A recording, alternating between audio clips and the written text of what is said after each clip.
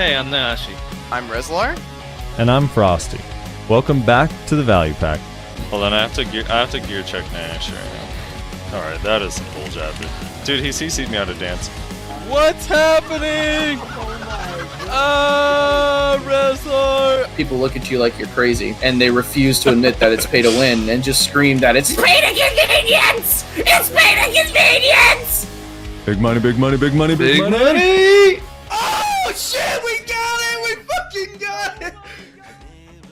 And welcome everybody to another episode of the Value Pack. We have returned. We took a break last week. We had some IRL things going on, so we got a lot of stuff to cover today because we essentially have a week to catch up on. A lot of big news come out recently. And by that I mean Drak Awakening has been not released. I almost said released. It has been announced, has been revealed, whatever you want to say.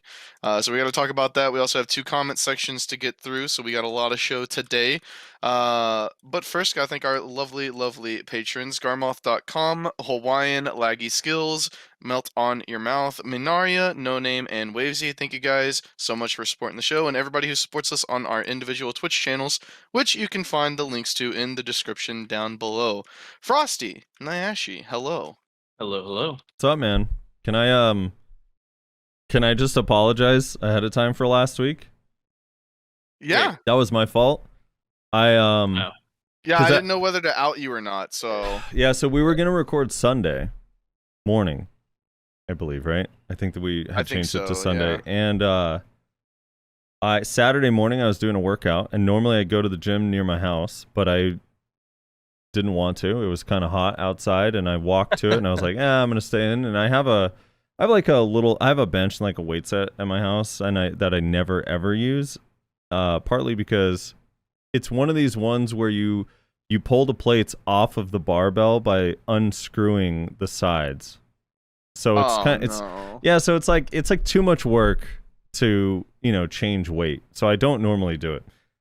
And also, this was like a budget when COVID first hit. I bought this set, and it's like a budget, it's in kilos, so I gotta or kilograms. So I gotta math out how much everything weighs. You need a degree in order to use your weights. Yeah. So I was like, I was like, I'm gonna just do this workout from home, and I was doing shoulders, and halfway through one of my sets, I guess I put way too much weight.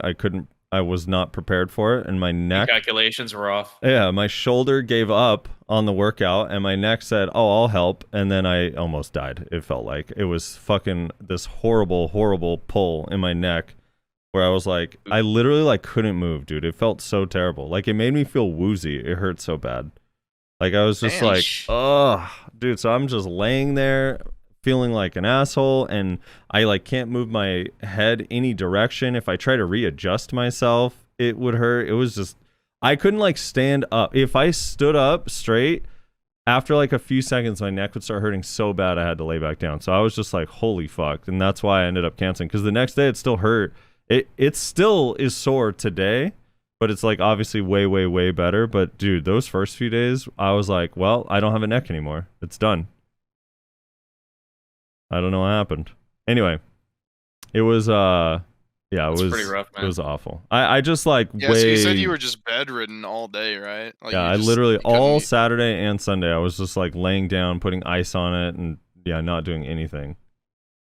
Yeah. You got a weak neck, you got to work it out more. Yeah, true.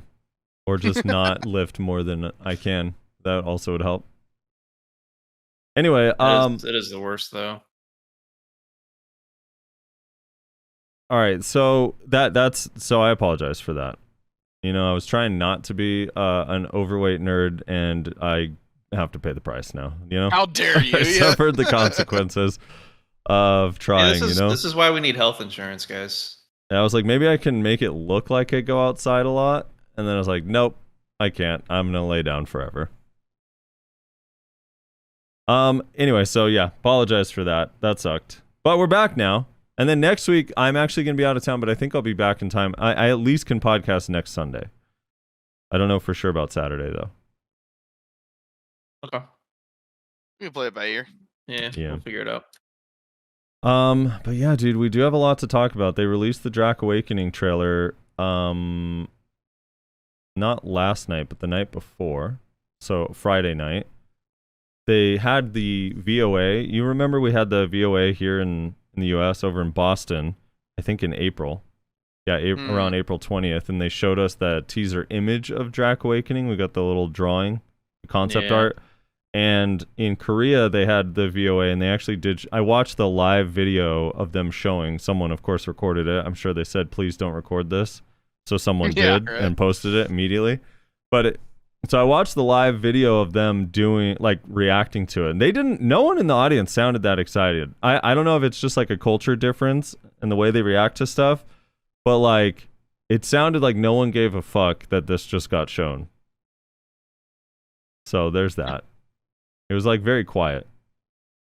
But yeah, now it's out and we've all seen it. So I was thinking we just watch it. I think we've done this with most of the trailers. I'm gonna stream it for you guys on Discord so it's live, so you guys can see it at the same time, and then we just kind of talk about it and overanalyze it. Yeah. Sounds good. All right, so Have here's. you already do this on your stream? Can't wait to start I have complaining not. about this new. I have new not kit. streamed since this has been out. Okay, because I know you like to do this on your stream. Yeah, where you get out my magnifying glass and find every yeah, little yeah, thing. yeah, you know? exactly. So we just want to play it once through at normal speed, and then we'll kind of like go through and break it Yeah, down. we'll break down the stuff, Okay. and then we'll Nash, pull I'm up the gonna need post you to as stop reference. being grabbed by berserkers for 1 second. Hold on. Give me just a moment, and then I. Oh my god. What are you in? What are you in I right got now? I got the Giga Lord here up. Hold on, he's almost dead, and then we can. Giga do it. Lord. Yeah, he's at Hex. It's Giga Gord, I think, isn't it? I know, Oh, but I say Giga Giga Lord. Lord. God, I was like, who the hell is the Giga Lord? He's a lord, man. Look at him. He's insane. He's the Lord of Gigas. Yeah. The Lord of Gigas. Here's the. Oh, by the way, as an Oh, aside, while we wait for him here, I'm posting. This is the link to the actual post that has like an image of it, description of a couple of the skills, some skill names, and whatever. If you haven't seen these yet, but one thing I wanted to mention real quick is the negative, since I'm gonna be, as Rezlar stated it so eloquently, shilling today. I want to at least go.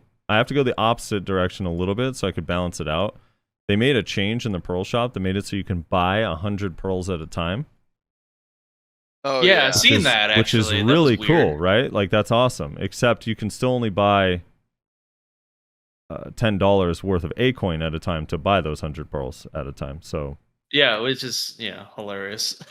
there's that. So what am I gonna do with the rest of my A coins, guys? Like, Yeah.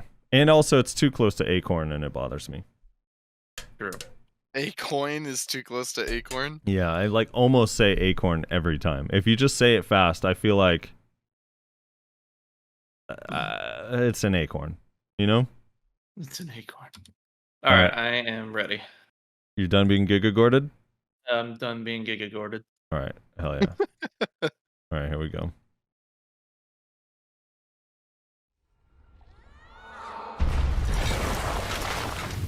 Whoa, loud.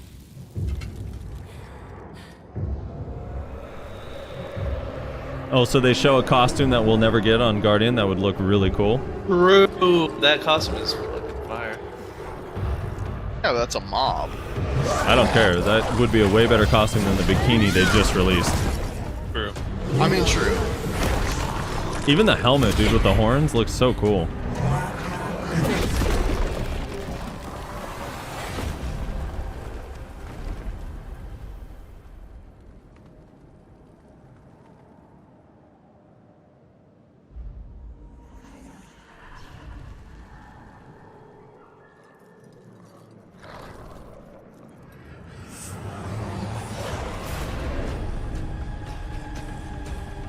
Yeah, so this is where the trailer should have ended, with her just dead in the rocks. Look at her dad behind her, dude. Markthanon just back there chilling.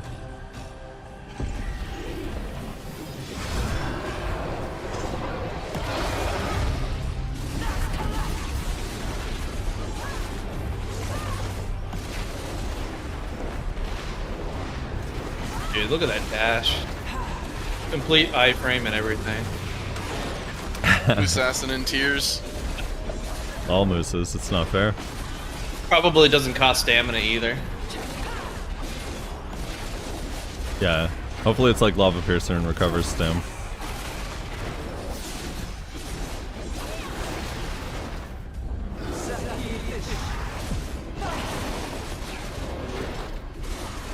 So that was the 100%, right? Yeah, I believe so. I like how she pokes multiple times. With Yeah, the left, right, left poke looks so cool to me.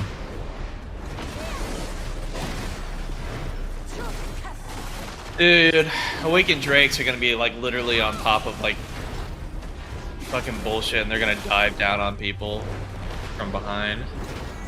I hope so.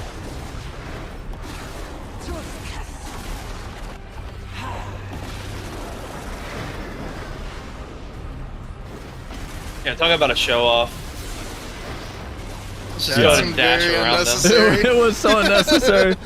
And then, you know, goddamn well, right after this, the guy was like, dude, why is my trash so low at this spot? Yeah. Yeah. Drac Awakening PvE is dog shit. Yeah. Okay, so what was your guys' initial thoughts when you first saw it? Holy shit, that dash. That's basically what I was seeing. That's the part that caught my attention the most. Like that dash, like look how far the distance is. It's insane. Rez? And how fast it is. Like for example, Awakened Zerkers, like Rezlar, forgive me. What's the name of the skill where you guys had the cannon, you launch yourselves back 2 times? Giant leap. Giant leap. Yeah. At least with that, it kind of has somewhat of a, slow-ish initial launch, and then you have to basically hop. I mean, it's still far, but this bit's just like, yeah, I don't need that stopping point. I just keep going. Rez, what was your initial impression? I think it looks really powerful. I mean, obviously we don't really know like what if this is protected and one of this is CCs, but I think that the movement on it looks insane. I imagine that at least with the Lancia out, it's going to be very protected. So I don't know. Now we don't see a grab, so I mean that's good. Or But don't call it a Lancia. listen, I don't know if you guys have been seeing the same, but I have been seeing Valks enraged about this. Why? I've seen a couple Enraged? Valks say that this is just Awakened Valk, but better. Oh, okay. Oh, man. Oh my god. Yeah, well, Awakened Valk has a grab. All right. My initial impression was I'm kind of bummed out that they left the color scheme the same as Pre-Awakening. True. The blue and red. There is, the more and more I watched it, There's there is more red. a little bit of pink in there, like kind of. And I don't think the blue is lightning. Like, I don't really see lightning like you do Yeah, it with... just looks like with Suck. Crossfire type shit or something. Yeah. Like there's a little bit of fire and whatnot right there. Yeah, there's still fire in the I red, see but... more fire than in the Succession kit. Mostly with the double spear action. Yeah. But I was looking for the grab because I had a feeling, like deep in my heart, everyone's like, oh, you know it has to have a grab. 100% is going to have a grab. It's going to be a range grab, range grab, range grab. And they didn't show one in this trailer, which doesn't necessarily mean there isn't one. Look like they can be grabbed? Can you grab a polyforest mob? You could probably grab one of the small mobs at one of these spots. You could grab one of these probably. Yeah. But if it has a grab, like here's the thing. It's certainly possible they still have a grab, but every trailer, at least every like Awakening or Succession trailer that we've seen so far, if it has a grab, they usually show it in the trailer at some point. Usually. I'll agree to that. And by usually, I mean 100% of the time. Problem is, could you imagine with that dash if this class had a grab? Oh my god. It'd be the thing that everyone's like, no, Musa and Mayweather are not allowed to have a grab. This would be the personification of that. All right, so this is where I have to break this down. So this is where I am not as blown away by this dash as everyone else. For me, I do like the weapon switches, the 2 modes that you mentioned. Yeah. I like that concept. I think it's pretty cool that they incorporated that. I think whenever we see these zoomed in trailers, we just instantly forget what kind of mobility classes in our game currently have for whatever reason. Maybe it's like if we saw it like in normal zoom and in spots that we recognize, not these weird spots that aren't in the game yet, that are likely, I don't know, Thornwood Forest or the new dungeon.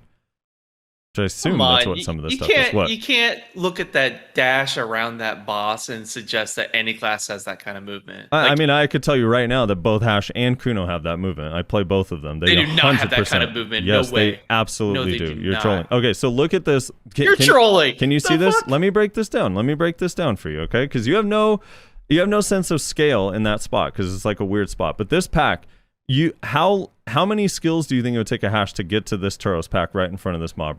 Or right in front of her right now. Skills? Like 2 skills. Literally just Sand Warp and Paradise Surge. And I would argue he would get there faster than her because the animation on those skills is literally just instant. Yeah, hold on. You're also using something that targets a mob, correct? No. Sand Warp and Paradise Surge, they're just general mobility. They don't target anything. Yeah, I still don't. But look at this. Here's what happens. So this distance doesn't look that crazy. But then for whatever reason, the moment she starts moving, the camera zooms out super far to give this impression that she's going like a mile away. The only spot where it really looks genuinely like super far to me is the Helms boss clip.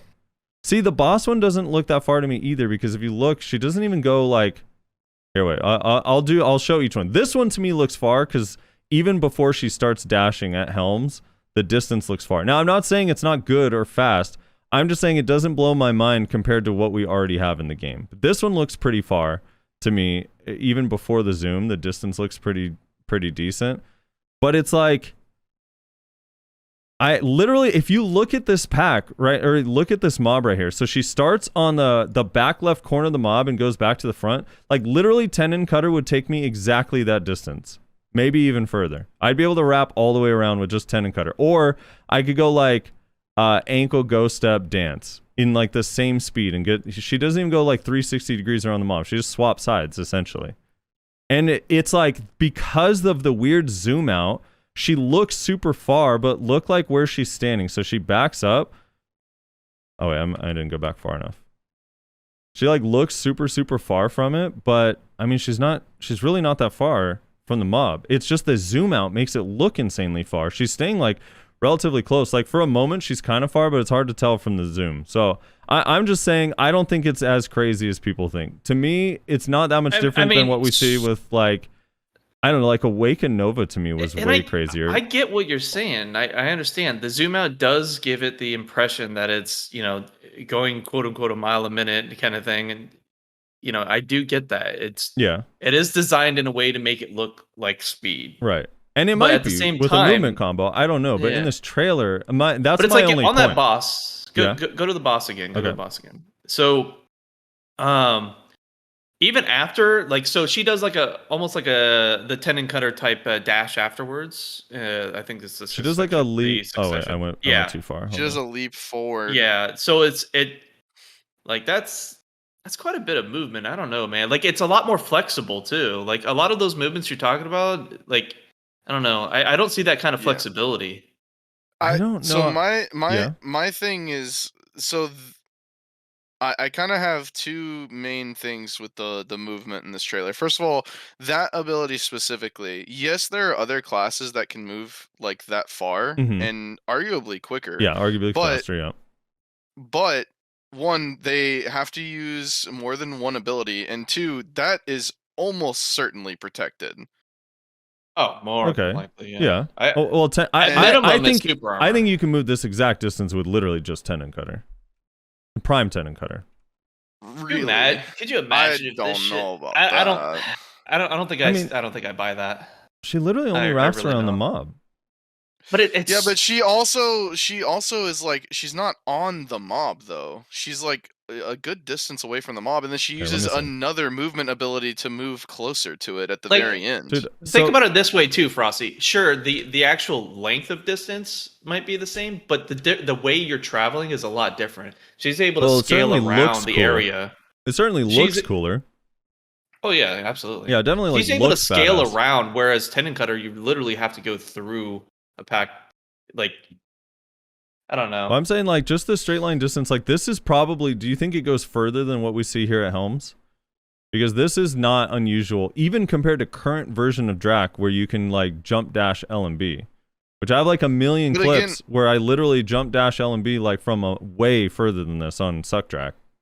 but I would again say like, yeah, there's a couple classes that can move that distance. Like you could double TP with Wizard and probably go a similar distance. You Right. could Lava Piercer into Predatory Hunt to go the same distance on Succession Berserker. Right. But again, those are like 2 skills, right? As compared to 1. And plus, I'm not just concerned about that. I'm looking at all the other movement abilities that it has in this trailer. It has a lot of little jumps that it It does has a to lot the of little side to the dashes, and front, it has the to the stolen back. Guardian jump forward for sure. Yeah. Yeah, I'm not saying its overall not movement. just the big No, move. I'm It not has saying a its lot of overall other movement things is too. bad. I'm not even saying it's not good. I'm just saying I'm not impressed by it because it doesn't look, at least to my eye, better than any of our classes with insane movement already. It looks arguably as good. It looks different, like visually it's different because you see the wing and it like gives this impression that she's flying. But even the jump down from the top, like, I mean, Lon has been able to do that for literally forever. But Lon would take probably a total animation time of like 3-4 seconds to pull that off, whereas they did. No, like, because you don't have 1 to or 2. jump leap. People don't realize, like with Lon, you can jump, you can just glide. You don't have to like do the takeoff animation. Or even on like Drak, you can jump space down. Like on Suck Drak currently. Hold on, I'm gonna try to find this one clip of the Drak leaping. Hope I can find it.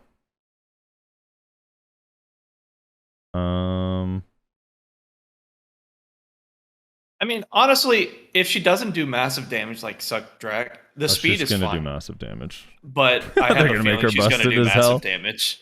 So that's where my Yeah. issue would be. If she's going to move this fast, she cannot be doing Suck Drake damage. Okay, It's too here's much. my thing. I watched. I'm not gonna name the Musa, but I watched a Musa show name the Succession Musa. Corsair movement chain and say, "How is this fair?" And no one is afraid of Succession Corsair's movement chain. Like the speed of it actually ended up never being an issue. Is that it was just always in iframe, which I guess is certainly possible here. It just doesn't look like it's just sitting in iframe forever like Suck Corsair did. Yeah, Though. it's hard to say until they actually give us. I don't know. We're gonna have to basically wait till this release, this Global Lab teaser thing. I can't find the Stars and Leap clip. That movement can't be iframe though. If that's iframe, It actually that's looks too like much. the movement, the way it looks, at least style wise, looks to me like Awaken Corsair's Sea Mist, just further.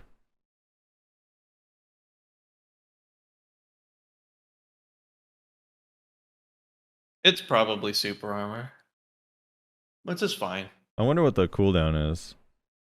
Like and I said, the stam cost. my concern so much isn't the speed; it's the damage coupled with the speed that would be a problem.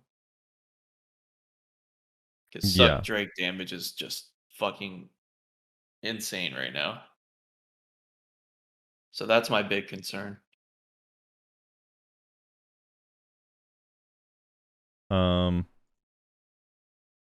Yeah, that's the other thing too. You know, we don't know how mouse movement or any sort of camera adjustments would affect that mobility. Like, how flexible is that mobility? We only see them do a few examples of it, which looks to me pretty flexible overall. But it's possible with mouse movement stuff, you can make that shit do some wild turns and stuff. Dude, imagine though, Like- here, like, look at, can you see this? All I see is a black screen. Oh, hold on, let me. Yeah, let me we're looking at the YouTube video still. Let me combine this with this real quick.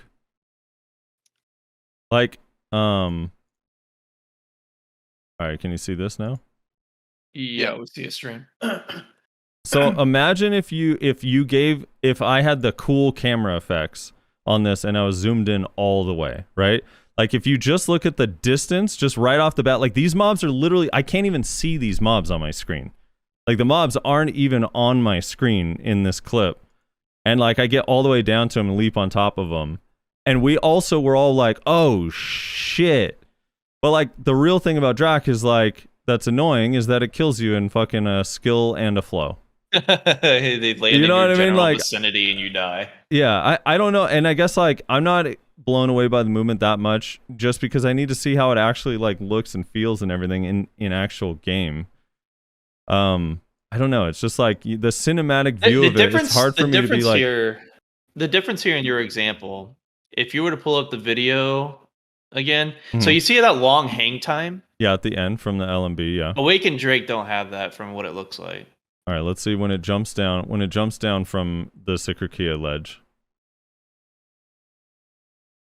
Yeah, it's like a little bit faster at the end on that hit, but it's still like just kind of glides down for a while. This looks like, I'm pretty sure she doesn't use a skill. I feel like she's actually using spacebar. Oh no, maybe she is using a skill actually.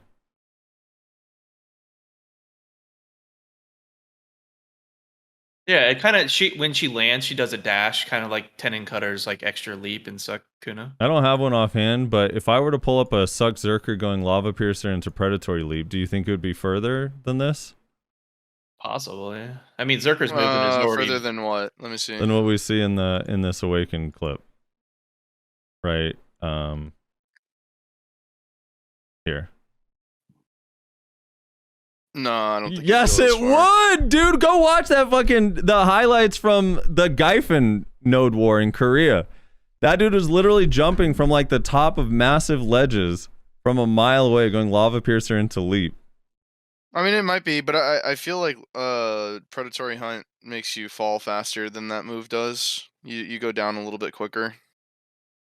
Maybe, but which you means start that off you land going up. sooner. True, you do start off going up instead of just going straight out. regardless of the concerns, it looks cool. Yeah, let's talk about what we see in the mechanics real quick. So they describe, let me read the exact wording that they say, and then I'm going to show examples of it, because it does sound like it's easily could be like construed as, oh shit, it has Excel mode, or it has ions, or whatever. So I want to clarify a couple things. One, there's like 0 chance, maybe a 1% chance it actually has anything related to ions, because the whole ion gauge and the ion passive is all a prime passive that you have to spec into, that you can only get when you're in prime. So they would have to add another passive that's not prime related that would add ions to the kit, which I don't think they'll do. Also, all of the slow debuff removal stuff is succession only. That's also a prime passive, but the heals will be usable in Awakening, at least when you're in pre-Awakening, charging up skills. So there's that. So ions won't be a thing. And then the reason I don't think it's Excel, wait, let me see. Okay, here, let me read this and then I'll explain the Excel thing. Our combat direction for Awakening Drakania was developed around her wielding 2 spears. We chose this type of weapon as we felt it would be the best match for her concept and story, giving adventurers the feeling of wielding a dragon's might. Her combat style is largely divided into 2 styles, Hexblood and Dragonblood. She can switch back and forth between both, and her combat style will differ depending on her state. In her Hexblade state, she wields 2 smaller spears to unleash a barrage of quick and agile attacks. When Drakania was released, we saw some feedback that while her concept was good, her slower speed was disappointing. That's why we wanted to provide a more agile combat style with her Awakening, in sharp contrast with her Succession. On the other hand, her Dragonblood state emphasizes her draconic nature in form of destructive power, unlike the speed of her Hexblood state. In this form, Drakania's left-hand spear is transformed into a dragon's massive horn, and her dragon aspect can be seen in her skills. Differing from existing classes, we started development on Awakening Drak after the release of her Succession, as this was a new direction for us, and with so many people eagerly awaiting its release, we're thrilled to be able to present it to you. All right, so if you watch in the beginning of this trailer, you actually see her multiple times swap weapons with either an ability. So right here, she has the, I guess, Dragonblood form, where it's the heavier dragon weapon on her left hand. And then after doing this spin attack, the very next skill, she now has both of her small spears out. And then she dashes, continuously has both the small spears out. She dashes to the next pack, still while having 2 spears out, doesn't attack, kills that pack, side dashes, still has 2 spears, and then the moment she starts this next skill, at the end of it, she has her, either at the end of it or whatever button she used at the end of it, she now has the dragon thing out. So she seems to fairly freely swap between the two.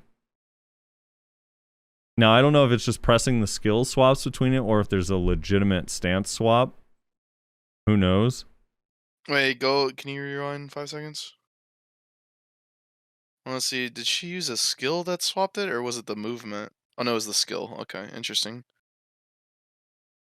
Yeah, it looks like her mobility stays the same. Yeah, here, wait. She swap. Here, let me go slow motion. Once she starts fighting this, she swaps again. I want to see if it's like an actual skill that's swapping it, or that skill looks crazy, by the way. Dude, It goes so high up. that frames on that? Oh my god. All right, so she's in it, and then right immediately after that ability, she's just in the other blades, or the 2 spears. Mhm. And then it's like every time you see the dragon wing, she brings out the claw again.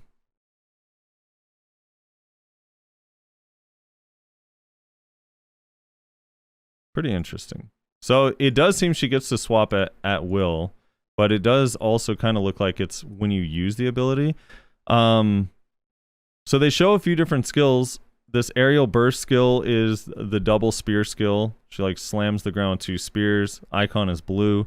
This red one called Doombringer, she's in the dragon blood state, where she has the thing on her left hand where you channel winds into your spear, ascend and crash on the ground. This Tectonic Slam, this one is also a blue icon, similar to the first one. So maybe all the blue icons are the 2 spears, and then the red icon is the dragon. Tectonic Slam. So this one, it shows one of each. Tectonic Slam with the 2 spears, and then at the bottom is Tectonic Slam with the dragon out. So it's kind of the same skill, but the 2 different stances. Same thing with this bottom one, Sundering Roar. Same skill name, different icon, different stance.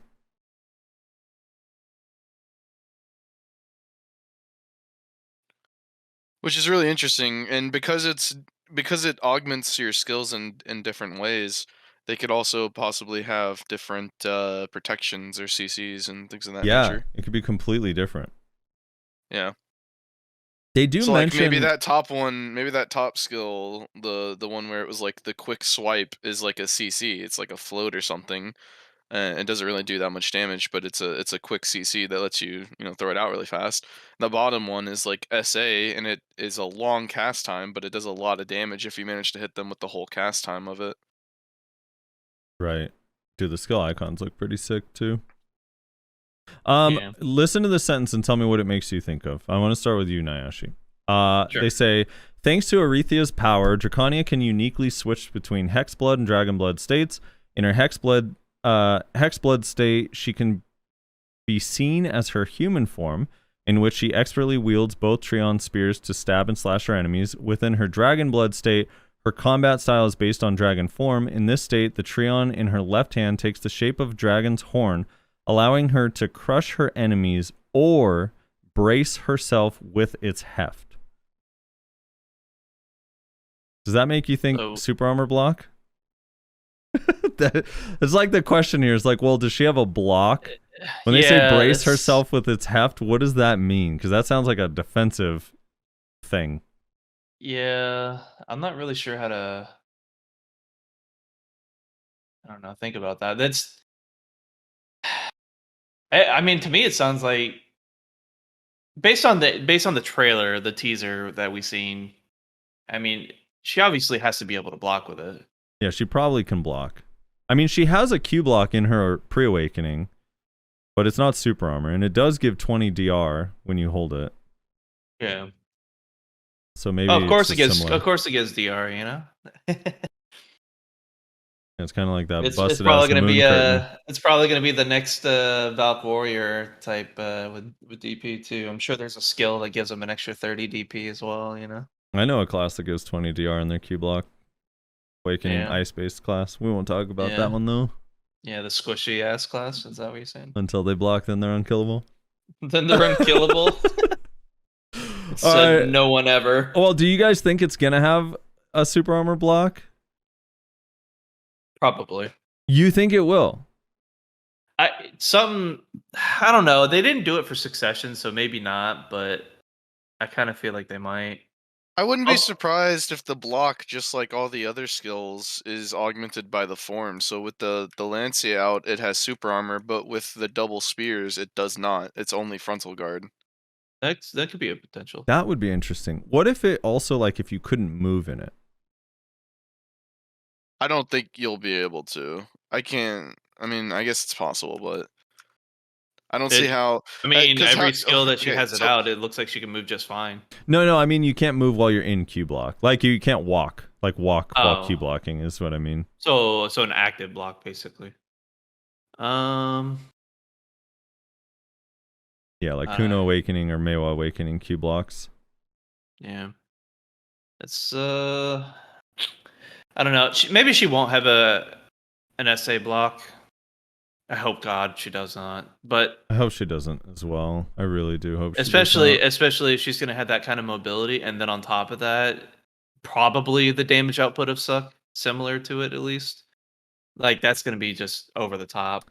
Especially if you're right that she doesn't have a grab, but they give her an essay block anyways. It's just like fucking Christ. Yeah. Like how you gonna kill a class that has that kind of heal potential? Because it said that's the fun thing. You don't. Yeah, Yeah. she still has her pre-awakened PA that you course could she does. use. Although it's 30% DR, but it's still obviously that's still a lot and it still heals Yeah. her. Yeah. So I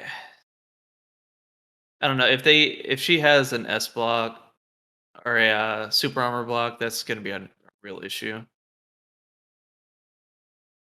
I wonder, so this is going to also, hopefully people understand. I'm going to try to describe this before I say it because everyone's going to take it the wrong way, but I'm not saying they're not big, but compared to her pre-awakening, do the AoEs seem smaller to you? Like a little bit, like almost more conal? Except for the jump leap one, that one seems huge. But some of them don't seem like, especially when she's poking with the two spears, like that combo in the video. Yeah, that doesn't seem all that large of an AoE. Like But- even actually, like okay, so the jump, this like charge up and explosion, both those have big AoEs for sure. But the rest of the like that charge up fire explosion, which by the way, that skill looks so fucking cool. Yeah. Oh my god, that skill looks so cool. It's like the spinning charge up explosion thing. But the rest of the skills don't seem like they're not what Awakened Drak is, where you're literally just pressing. That one has a huge AoE. The jump, leap, slam on the ground has a big one. And then obviously the 100% has a big one. 100% also looks like it moves you forward as well, by the way. But these spear, like this spear combo, which by the way looks really cool. Hopefully you can actually do cool combos on the class. Doesn't look like it has like crazy AoE. Dude, my thing with her is like if this kit, like I'm excited because the skills look really badass, but I am afraid I'm probably not gonna like it after like a week or two because nothing in her pre-awakening is interesting to me. So it's gonna feel like half a kit to me, unless they made this feel in depth with the stance shift thing. That's what I was gonna ask: is are you even gonna need to use pre-awakening with this awakening? Because it seems like, I mean, doesn't them giving it 2 stances in awakening, doesn't that seem like they're trying to mimic the swapping between pre-awakening and awakening of every other class? Yeah, kind of. It looks like it at least. At least not, maybe not with a traditional C-swap button, but I don't know. It's hard to tell. Yeah, that's what I'm saying. It's like, and I don't know. It's just interesting that there is like no remnants of the pre-awakening kit in any of this. The only one, the Yeah. only thing that does remind me of pre-awakening, I was gonna say, is this side dash. Are you guys still able to see this? I don't know if Yeah. when I'm swapping tabs. So when she side dashes, doesn't this look like her AD RMB pre-awaken skill a little bit? Like the slide? Like maybe it's just like you're allowed to use it from Yeah, a awakening and it little keeps you in awakening. Probably. I don't know, because the AD RMB skill takes you more diagonally. It doesn't Yeah, take it takes you kind of directly left right. That looks more akin to like like- Awakening Guardian. See, look movement. right here. She uses it again here, and it looks like it goes even further than that last clip. Right here, when she dashes to the right. See that? Yeah. Yeah, there is like, oh, by the way, just PSA there is an early access thing that everyone can sign up for. I think you just have to comment on the page for a chance to be selected to play it on GLabs.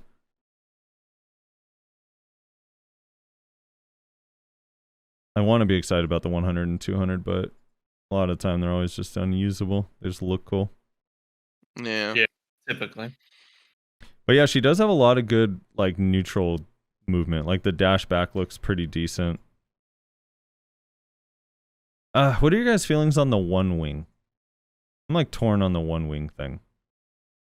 I love it. I think it's interesting. It's not really much else to say to it other than that. Do you not think it would be cooler if it was just 2 wings? Nah. I do like the actual wing better than the weird lightning wings in Pre-Awakening. Yeah. I'm a fan of asymmetry. I don't actually I find asymmetry actually interesting, which is I think counter to what most people feel. Yeah. If I'm gonna say this is the first time in quite a while that I'm actually kind of excited for a class. I am actually looking forward to playing this. If I can play this class without having to use that god awful pre-awakening kit, Mm-hmm. I might end up playing this actually. So you're in the same boat as me. It's not even necessarily that the kit is bad. It's just so lame. Yeah, I just don't like it. Also, It's all of the downsides of Guardian with none of the upsides in terms of my enjoyment of it. Yeah. That's the thing too. I don't know, for me, I also think like if anyone plays Drak, try just as an experiment, unspec all of your prime abilities and see how that class feels with just absolutes. Because I promise you, it's like the skills are slower and you have to charge them to deal the damage, and like literally just everything about it just is not fun. It's like intentionally designed to be just really shit, which makes me think this has to be like Alone. Yeah, an expansive awaken kit. Otherwise it's going to feel so bad. Yeah, that's the other thing. Do you guys think this is going to be good at PvE? It would be actually pretty funny for them to make Suck really bad at PvE and then Awakening really good at PvE, but not very good in PvP. Well, at least they'd have I could see this spec being better in 1v1 but worse in large scale, like pretty easily. Yeah, if the AoE sizes are like you say. I mean, if it doesn't have Brimbolt, like that's the thing. Okay, so here's the thing with the prime skills and the healing is like you're always going to be using those skills. We don't know if any of the healing stuff is going to apply to any awakening skills. So in large scale, like going into pre-awakening to use these horrible skills to heal, I don't know if that's going to be nearly as effective or smooth as on Suck. Like you're already using these skills and they heal you, you know? Right.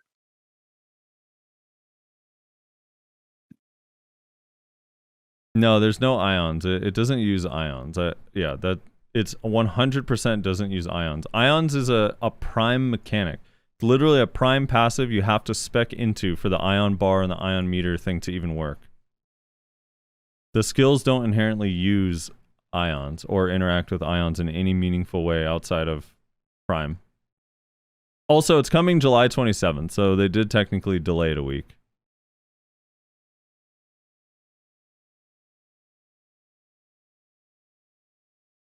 All right, so are you guys happy there's no grab? Well, as far as we know. In the current thing, that animation right there with the dragon fucking launching the flame, breath, that looks badass. It's so cool, dude. Yeah.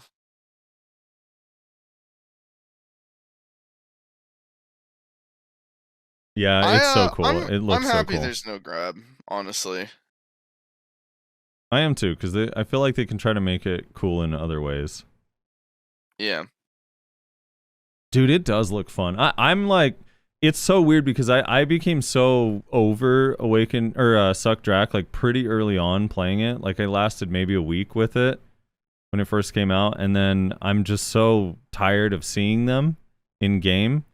Yeah. So I honestly had like zero hype waiting for the Awakening. Yeah, I know it took like 4 months, but to me it kind of went by fast because I just stopped caring. And now I'm like, fuck, dude, I want to play this. This looks so fun.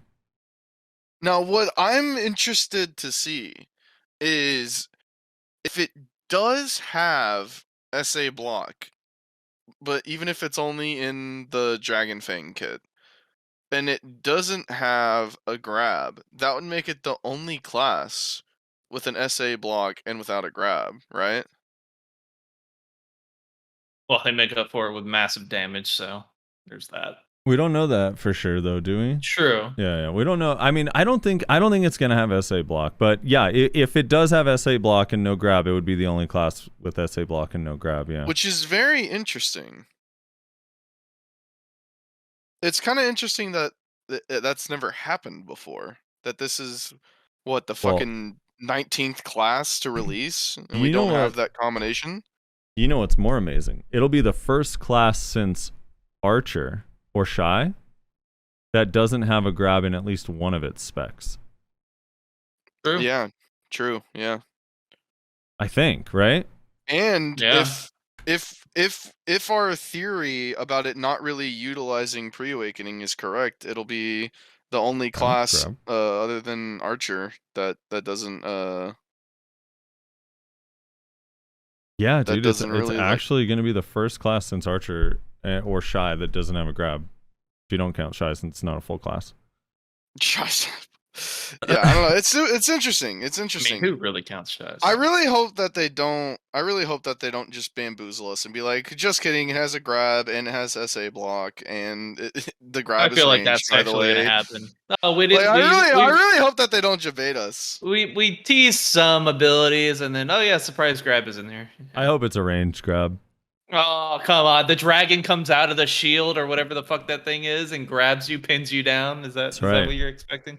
Holds you up in the air, you V, you still stay up in the air above them, And it'd be look, perfect. go to the animation where that dragon comes out with the cannon. Yeah, look, that's the range grab right there. It just like Yeah, crunches that's on it. you and throws you down. Dude, No, so- that's actually, believe it or not, it doesn't. The animation doesn't reflect it super well, but that's actually a vacuum that Yeah, pulls everyone in it probably. towards Dude, the Drakania. you say I saw that in the value pack Discord. Someone was saying they think that's a vacuum. I'm like, dude, it's literally like outward spiraling. It would be like the worst. Like, it would be the most like mindfuck push. vacuum of all time. It's a multi-hit knockback. That's what it is. Assassin in chat It's like says a if that it's like a class hydrogen bomb. It basically it just sucks in all the oxygen first and then blows out. Is that what we're going with? Assassin in chat says if that class gets a grab, Bladders should get a grab. Bladders? I actually think if it what if it was a multi-hit knockback? That'd be kind of weird but interesting. Be like a mini flame tower. It'd be annoying. I mean, it'd be annoying to. I don't know, like if it's a multi-hit knockback, it depends. Is it gonna actually blow your CC limit before you get a CC off, a re-CC? Well, the thing is I don't think. I mean, are you gonna? Even if that skill, okay, let's just imagine that the skill, it's probably SA, right? Probably doesn't have a CC attached. But like, are you using this skill in a 1v1? I feel like this is just something you throw out when you're trying to That's like damage. This looks like a damage skill. a group of people. Channel Yeah, the this winds looks in like your Chancellor Slugfest to Spirit. me. Unleash an earth-shattering roar forward. Your destructive dragon breath decimates all enemies ahead. Yeah, it seems like it's just a damage skill. Yeah, I think it's just fucking Slugfest, basically. But it'd be neat if it was something cooler, but it's probably just It's Slugfest. the Awakened Draconia's Kamehameha wave. It's probably just Slugfest, and that's kind of lame, but it'd be kind of neat if it was something cooler, just saying. I know, I like it. I like the animation of it though. The Yeah, dragon animation the head looks so animation cool. looks amazing. They did a Yeah. really good job on the animation aspect for sure. God, Just I need to see these concerned. skills. I need to read the skills, like see how many abilities are there. Also, the idea that they came up with Awakening after the fact, and it's the first time they've done that. At least that's what they said in this post. It's the first class that they've released At They least, started development after. yeah, they started the- Development Awakening after the release of Succession. It took Which 4 months for them to which basically develop. also kind of implies, by the way, that the Awakening is not going to use much of the pre-Awakening, if any at all. Possibly. Because Mhm. you have to imagine at least some of the reason why they developed the two kits at the same time is because they know that Awakening is going to be swapping to pre-Awakening and using pre-Awakening skills. So you have to start designing the Awakening from the very beginning with the pre-Awakening. So the fact Yeah. that they didn't do that, or at least they claim to not have done that, also kind of implies that you're not going to be swapping to pre-Awakening with this kit. God, I hope that's the case. I'm on some real copium right Dude, now, I'm boys. with you. No, that was my hope for like. I feel like that's been my hope for the last few classes, where it's like, I hope like for Sage and Nova, but then those kits ended up feeling too small, and it's like, you kind of want to use the pre-awakening because Yeah. the awakening kit just doesn't feel expansive enough. I also let me ask you guys something, because I pitched this to a guildie the morning that this got linked, and we were watching it and we were talking about it and whatnot. What the awakenings? Would you like to see, if this is the case with this awakening? Would you like to see more awakenings that are just the awakening and not like awakening plus pre-awakening? So how is it I mean- implemented first? Like, can you actually not use pre-awakening? Like, is it not Well, even so an what option? I pitched to him is that, and I understand that this is almost certainly never going to happen This is because super this is way too hypothetical. much development time. This is purely hypothetical. But what I pitched to him is you could have something along the lines of Succession, which is your enhanced pre-awakening skills, Pure Awakening, which is your enhanced awakening skills, and then you can still have your hybrid. So essentially, you now have 3 kits. You have your prime skills, which are like your OP pre-awakening skills, your pure awakening, you obviously call something else, whatever you want, which is your enhanced awakening skills, and then your hybrid, which is like you get slightly weaker versions of both, but you have way more abilities to like access and utilize. Obviously, this would almost certainly never happen. Yeah. But I it's mean, just something that I thought might be interesting. What about yeah. what about how they just did it recently with Mayo Awakening, where, like, for example, they took a pre-awakened skill like Red Moon, but they incorporated it into the Awakening kit essentially. The last skill you used in pre-awakening is now an awakening skill, basically. More or less, yeah.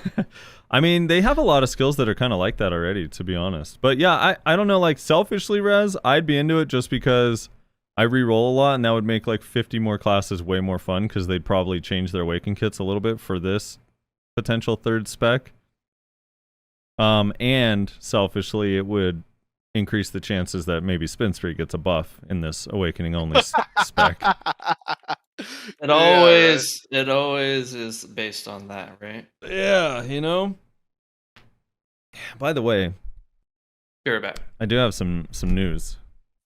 Oh boy, what's the news? Is it Kuno news? I re-rolled my weapons off of Kuno to Hash so I could tag Awakened Drac. Uh-oh. So I'll be Hash and Drac. So you gave up? I mean, you saw this week's notes, didn't you? Yeah. They put development time in a horse media player that has 6 songs, as everyone said. So Kuno's days are over for a while. Also, I have a theory. The last time I rolled my weapons off Kuno, she did get buffs. So maybe. Yeah, maybe. Maybe. What do you want, Frosty? Out of what? Like, what do you want? Tell Perlibus right now what you want for Kuno. What changes do they need to make for Kuno that are realistic that would make you happy? So buff. State it simply so Okay. us non-Kunos can understand. I'll keep it simple. In Awakening, for PvE, I want every single ability buffed because they're all trash in PvE. And then for PvP, I think that's simple, right? That's fairly simple. Yeah. Okay. And then for PvP, for me personally, and a lot of other Kunos have a lot of ideas of a million different things you could change. But for me, it's just, I just want Spin Spree to be what it's supposed to be, which is like their kind of signature ability, and it actually be life-threatening. You know what I mean? I want to be able to use Spin Spree and be like, oh yeah, you don't want to sit in this, especially if you're CC'd on the ground, whereas people are like, oh okay, he got to Spin Spree, I'm fine now. So yeah, Spin Spree buff, maybe even the flow because it's so useless outside of just a lingering SA, which it already has plenty of. But yeah, spin and its flow would be cool if those skills were actually threatening. That's it. Not anything crazy. I'll take anything though. You could just buff the whole kit. Since like originally I was like, yeah, I just want a spin buff, like 10%, maybe 15%, something would be awesome. So it feels good. And then I saw the Meiwa buffs, and then I saw the hash buffs, and I was like, you know what? Just buff like 7 abilities. Fuck it. Just All right, fuck it. so hear me out, right? You said you'll take anything. So what if they give Kuno Block SA? Would that be a, It would be so a lame. suitable substitute? It wouldn't help with anything. It weirdly, like, I guess it would help our matchup against DK and Sork. It helps in one matchup. Yeah, like Shuya says, make spin duration the old spin duration, so 20% shorter while keeping the same total damage output. Which is what it used to be, by the way. Best I can do is SA on guard. Yeah, I appreciate that, Russ. I appreciate that so much. Dude, I also actually, if I were to go a step further, I would also take the down attack damage buff that's on floor sweeping and put it on Moonstorm. Would be kind of fun as hell. That way, because it would be like a buff to her combo damage and not just a buff to her trading. Which I think is kind of cool.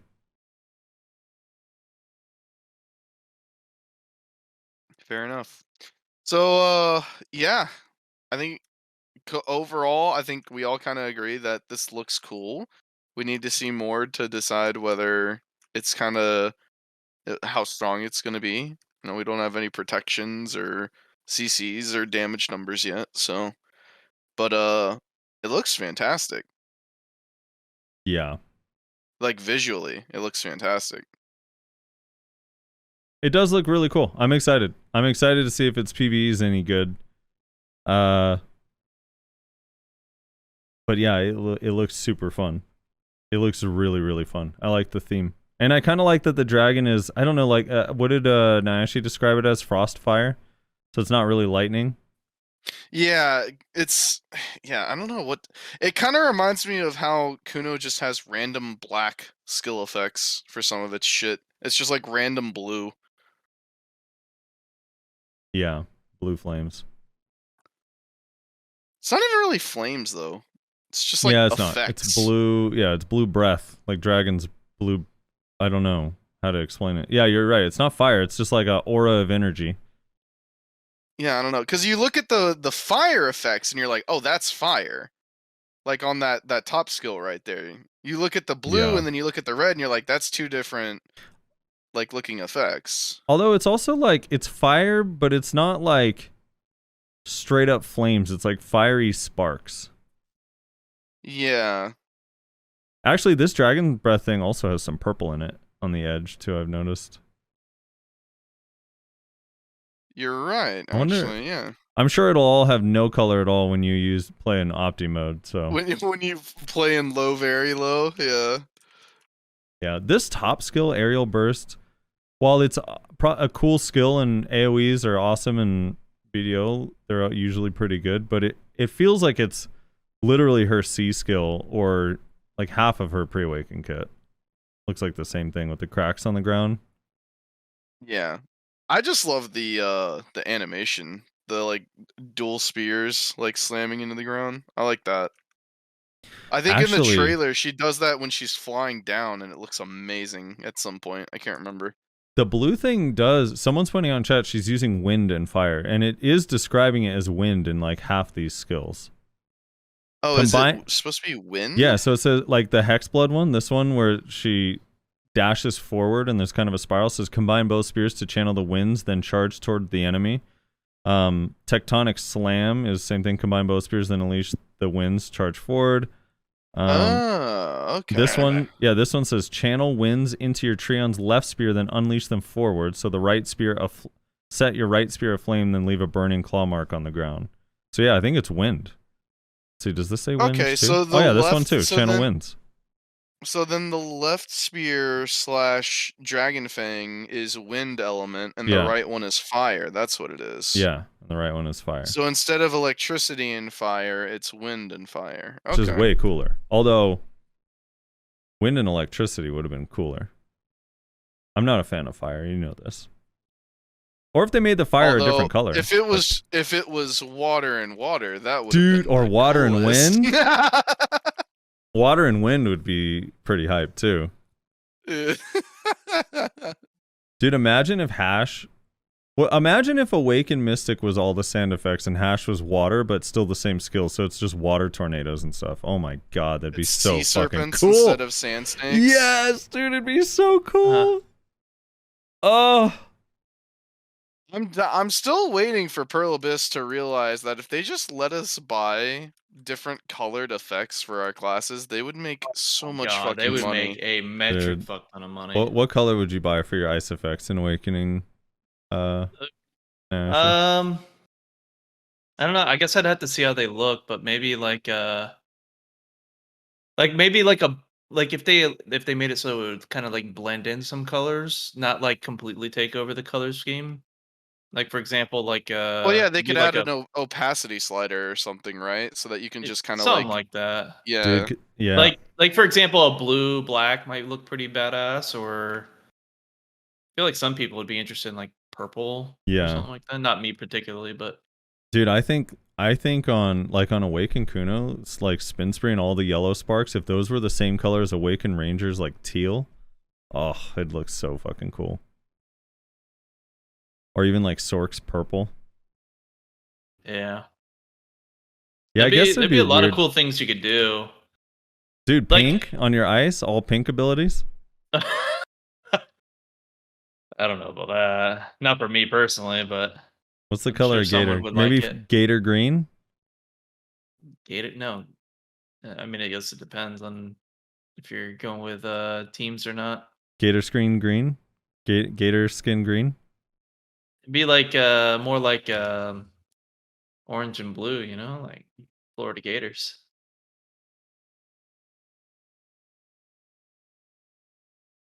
Yeah. What a bizarre color scheme to have for gators.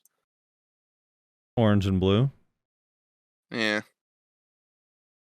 Gators are not orange nor blue. School colors, man. All right. Is there anything else you guys want to talk about? This is coming July 27th. There's supposed to be a preview for some people next week. Let me see if I can find the event page. I guess the only other thing, how meta do you think this is gonna be? God, I don't know. Like I was saying, I only see 2 real abilities that look similarly like massive AoEs, like Drax skills, but it just depends on that damage, I guess. Like if her damage is equally as high, I could see it. But the fact that they said that they're intentionally making at least half of her spec faster tells me that the damage isn't going to be the same. Yeah. Hmm. Well, at least we hope. I wouldn't be surprised though if it was something like if you use your dual spears, it's more fast, high CC, low protection, like combo oriented stuff, and the Dragon Fang is more like protected, bigger AoEs, and like high damage, but like low CC sort of thing. So that primarily in 1v1s you would in maybe like a 3 versus 3s in certain situations, you would primarily be using your dual spears, but then in something like a Node War or in like RBF, you're going to primarily be using the Dragon Fang. I don't know. Yeah. I'm I- interested to see how it works. I linked the early access page if you guys want it, where you essentially Yeah, have to. I'll probably sign up, although Yeah, you gotta probably like. won't get picked. If you leave feedback, basically, I think it enters you to win. Or you leave a comment here and then leave feedback. I don't know, but yeah, I don't know. It looks. I'm excited. I'm more excited than I thought I would be, per usual. I guess I'm always more excited than I thought it would be. We do Yeah. see like this has to be like new dungeon stuff, right? Like some of the stuff in this trailer. Like, for example, this yeah? foresty area where you kill a pack of foxes and then a pack of ferricas, and then right Definitely after not that's a something pack we've of seen foxes. before. Yeah, and then this one has like the mobs that spawn from the new Elvia area are just standing around, and she goes up and kills them, and then kills Gigagord that's standing in the middle of, I guess, what is this, Calphion, over that Node War area. And then this is just a normal spot.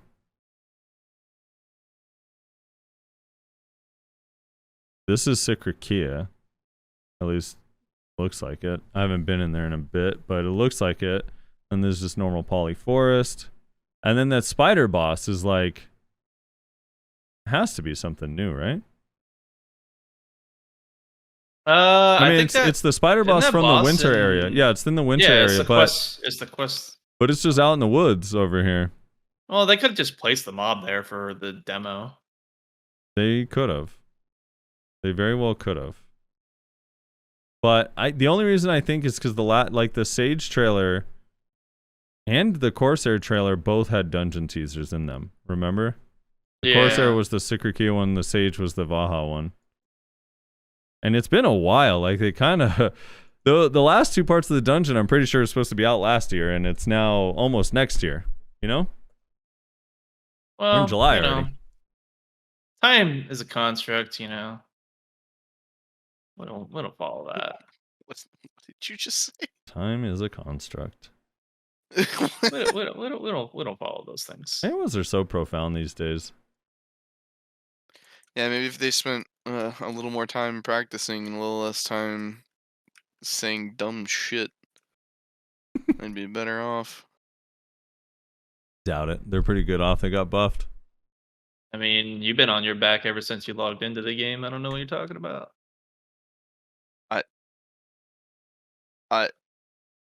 Sorry, I'm not interested. I don't know how to respond to that. What are you talking about? Saying practicing. I spent a little bit more time practicing. He's saying you're getting shit on, Rose. Oh. Well, on that awkward note, Yeah, right? what do you Are think? not good at trash talking. Our man. next topic is removing the mana drain from blooming on Meiwa. Thoughts? Only a retard would think that's actually Whoa! What the fuck? I hope you guys cancel the shit out of Nayashe. Cancel me. Do it. Wow. Okay, I need to pause this a horrible podcast for a second. Okay. Help me. What am I supposed to do? I'm in this room with these. I'm trying to do the Labreska Helm quest, and I'm in this room with these crystals, and there's doors, and I don't know what's happening. What am I supposed to do? Oh, I think I just spoke to him over and over and over and over again. Spoke to the guy? guy? I don't remember. No, I think you interact with the crystals a bunch, don't you? It's like the colored crystals, right? Yeah. I think I just kept talking to them until they finally changed their shape, and then it was done. I think you have to talk to each one like 3 or 4 times or something. I can't interact with them, though. All I can interact with is the doors. I don't know what's happening.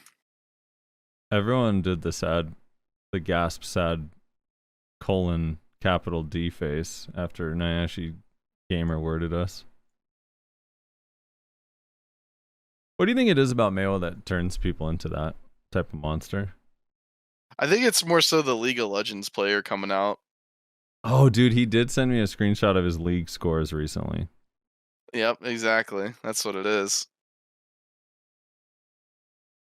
I was thinking that because you were talking about how you wish that the video would do something similar with basically adjusting how HP and DP scaled better. Durability too much patch. of a one-shot meta right now. Yeah, Lee got that sick durability patch, and now she's still one-shotting people. Busted ass Nocturne, one button. Well, I was like, I don't feel the durability patch, so I'm not sure what it is you're expecting.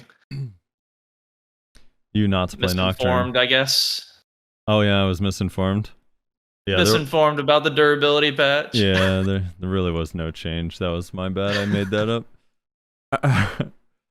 All right, so that was kind of it. I mean, the only other thing is, let me just double check GLabs, but I'm pretty sure nothing in there was really that interesting. I don't even think there was like a really cool quality of life thing.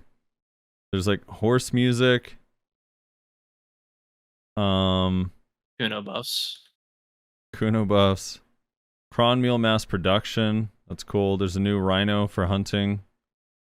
T10 horse mats. Oh yeah, mythical feathers are gonna have new quests to earn mythical feathers. Some UI improvements and other changes and bug fixes and skill description changes. And yeah, that's kind of. Oh, they did have to. Didn't they undo the color scheme in or the color nameplates for Node War and Siege? Like put out I an think I saw emergency something patch about to that. remove it because their implementation was kind of bad. Even though the idea was good. Yeah, I saw something about that.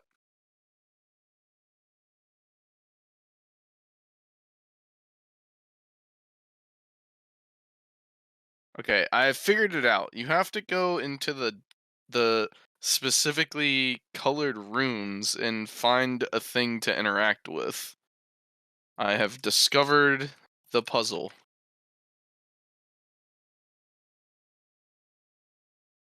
Oh my god. What are you doing? The Forgotten Okay, Token? the only reason I'm pulling this up on stream is because the dude added me again. I'm literally going to read this, okay? I'm sorry. I just can't. I'm getting fed up with this. He added me and says, I thought hitting Pen Voltara from scratch would make me happy, but this class bothers me not so much for the fact that it does hella damage, but for the fact that I believe PA souped up Drac with skills they nerf on Musa as a middle finger to bladers. What are you talking about, man? Not everything is about your Musa. Stop adding me. Oh my god. I don't know what's going on, man. It's like too much. It's too crazy.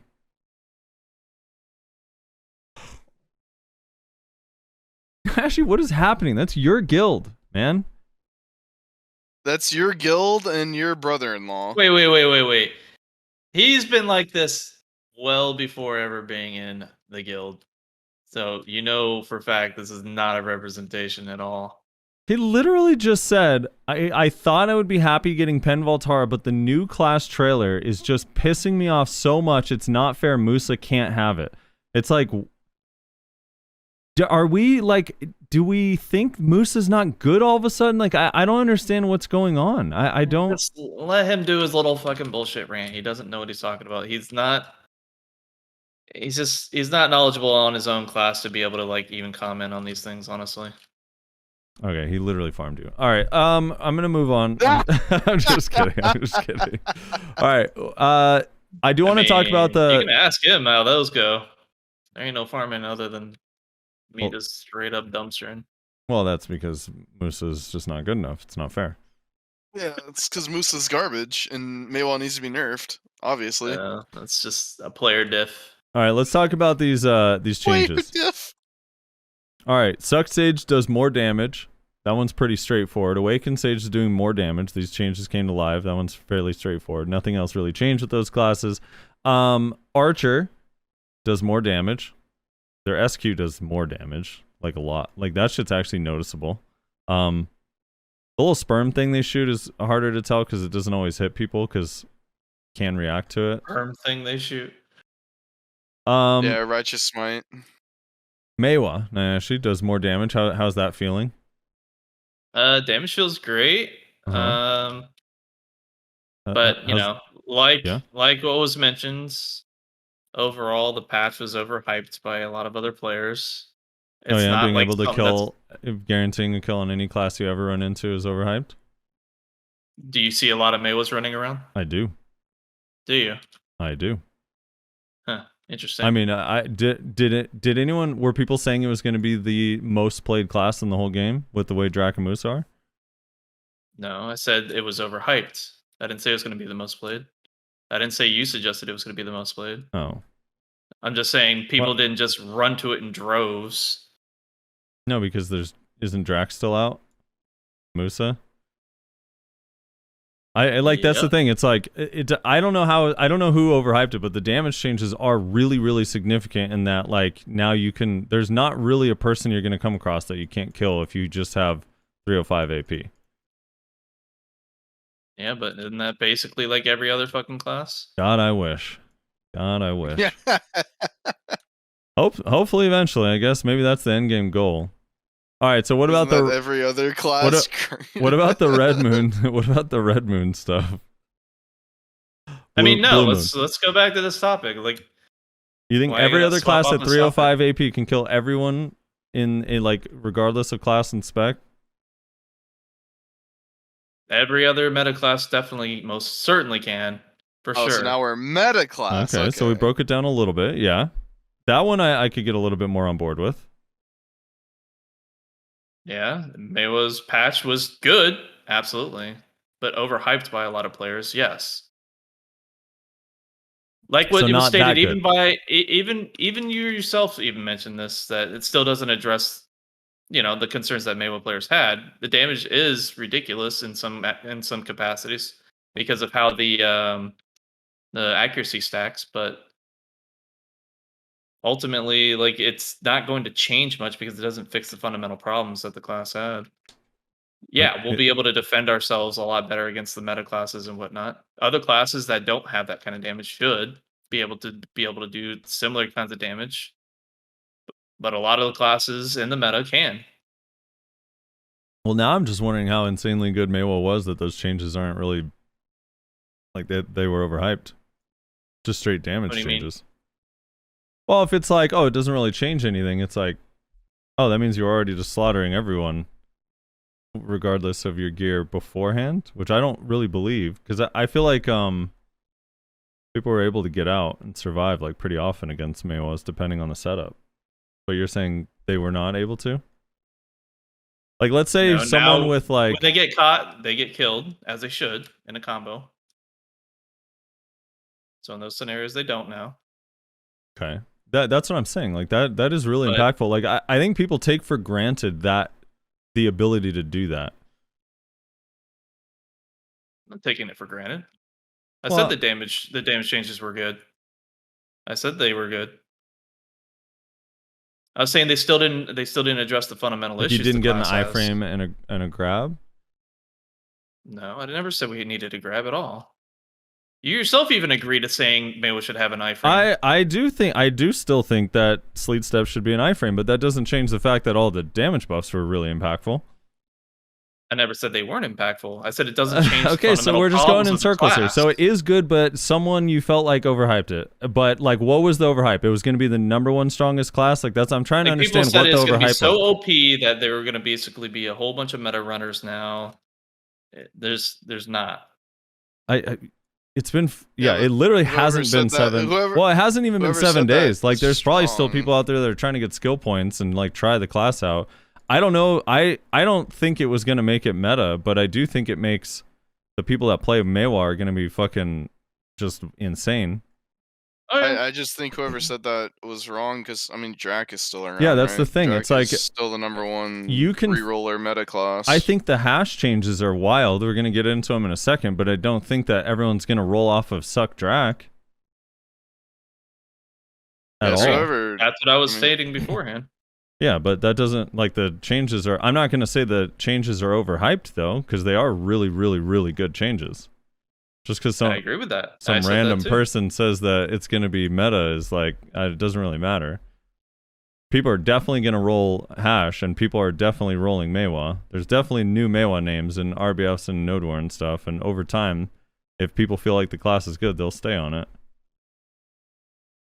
I mean, there is value in that feeling of like, yeah, if I catch you, you're going to die. And not every class has that. That's why I think some people do take that for granted. And then in Solaire, like having more damage buffs where it's like, well, my damage is impactful enough that I can make a significant difference and people don't feel bad that they have me in their party is also really nice. At least Yeah, of theoretically. course.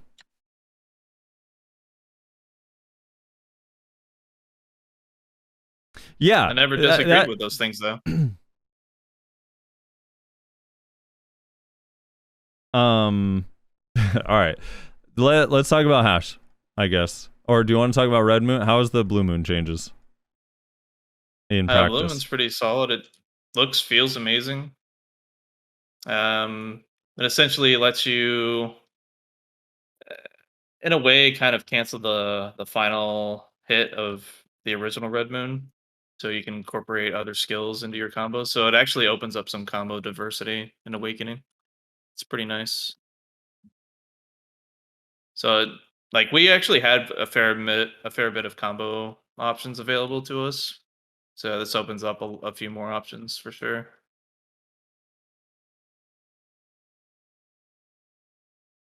All right. So suck hash is crazy. Have you guys seen this? Let's see if I can find the video in my history real quick. YouTube changed the way that it shows your history now, and it like skips days, and it's really fucking annoying.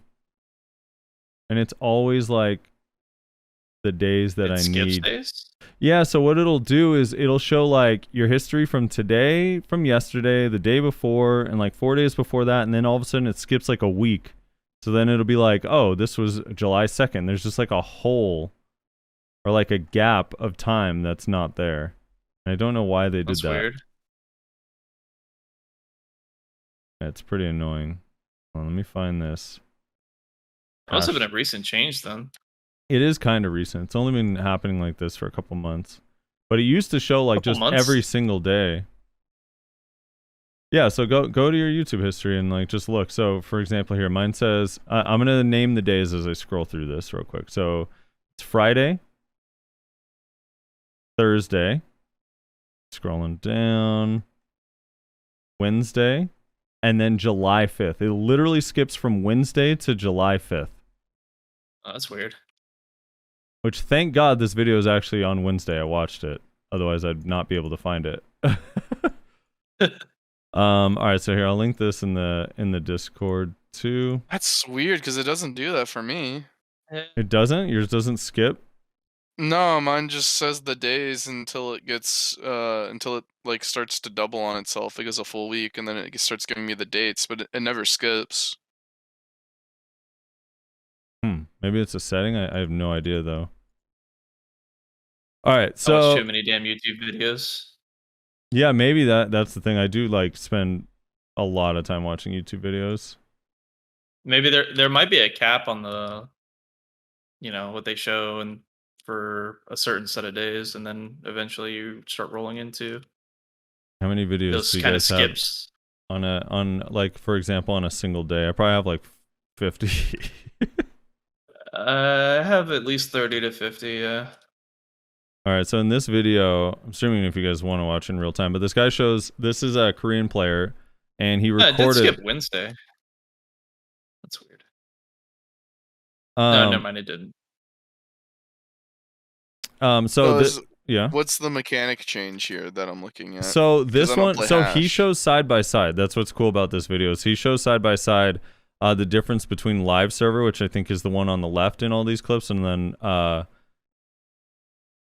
the after the change on the right. So you could see like how much more quickly you could go into block jump when you side dash. If you look on the left side, there's like a delay with the wind up. On the right side, there's still slightly a delay, and they have this new like tornado animation that starts earlier, but it's way faster. Yeah. So you can get into block jump like significantly faster, and then he slows it down. He does it in slow motion, so you can kind of see the difference as well. So that's going to make block jump a lot more scary, or air assault in succession. That's a succession only change. This is showing the AoE size, although not. Oh, this shows the AoE size of Hourglass of Death. That one doesn't matter that much. And then he does a really cool he does a side by side of Awakening, because they changed the passive to 7% attack speed, which is the craziest thing. They removed the evasion and instead gave it 8 more AP and 7% attack speed, which is a huge buff, although a nerf to the tankiness, but a huge buff to the damage and speed. So he shows Awakening doing a side by side combo pre 7% and post. And keep in mind, this combo, he doesn't have a Alkstone on. He's not using like tier 3 add-on or anything either. So he only has the Crown Kick 10% buff. Did he do the same test just with the passive? Exactly the difference? same. Yep, just with the passive difference. No, And he no shows buffs it, or anything? no buffs or anything. So you see it side by side. So right here, this is the difference side by side. So you can kind of see like which skill he's on, how it's like slightly ahead of the previous one. That can be pretty impactful. Dude, yeah, and I think it's going to feel like if you actually are fully buffed, I think it'll feel better too. Yeah. Like if you have everything up. Like, even if, I don't know, like, at the worst case, basically that 7% attack speed increase can negate an add-on debuff, right? I mean, you potentially, here's all the things that are going through my mind. Now, I'll have to test it when I get it. But if I'm fully buffed up with that 7%, there's a chance I can fit in a normal extended 1v1 combo. I could potentially fit one more ability, which is huge as fuck. Also, just my total DPS in like a Node War or a Siege is just going to be a little bit higher because I could get through my abilities faster. And also, survive, possibly. And possibly survive and cancel out of something sooner than I would have normally been able to. And potentially, if I'm slow debuffed, maybe it won't feel as miserable if I have faster base attack speed. That's what I was saying. At the worst, basically, it just removes an attack speed, cast speed debuff on you. Yeah, and it is going to make a difference in Suck, but I do think the attack speed is more impactful in Awakening just because of how long you have to sit in a lot of the abilities. Yeah, some of them do have pretty long windups, from what I remember. Yeah, so it's pretty cool. I don't run into hashes all that often anymore, but I probably will now. So that was the passive change, and then they did and then they just buffed like so Purge now has a bigger AoE in Prime Purge. The Succession version of Purge has a bigger AoE and also does more damage. They also changed the damage output, so it's not the max 6 hits. Instead, it's just times 6. So I think no matter where you get hit, it does the like consistent damage. Is that what Nyashi was complaining about? That was OP. The Purge AoE size, yeah. I saw you guys arguing about something. I wasn't really paying much attention.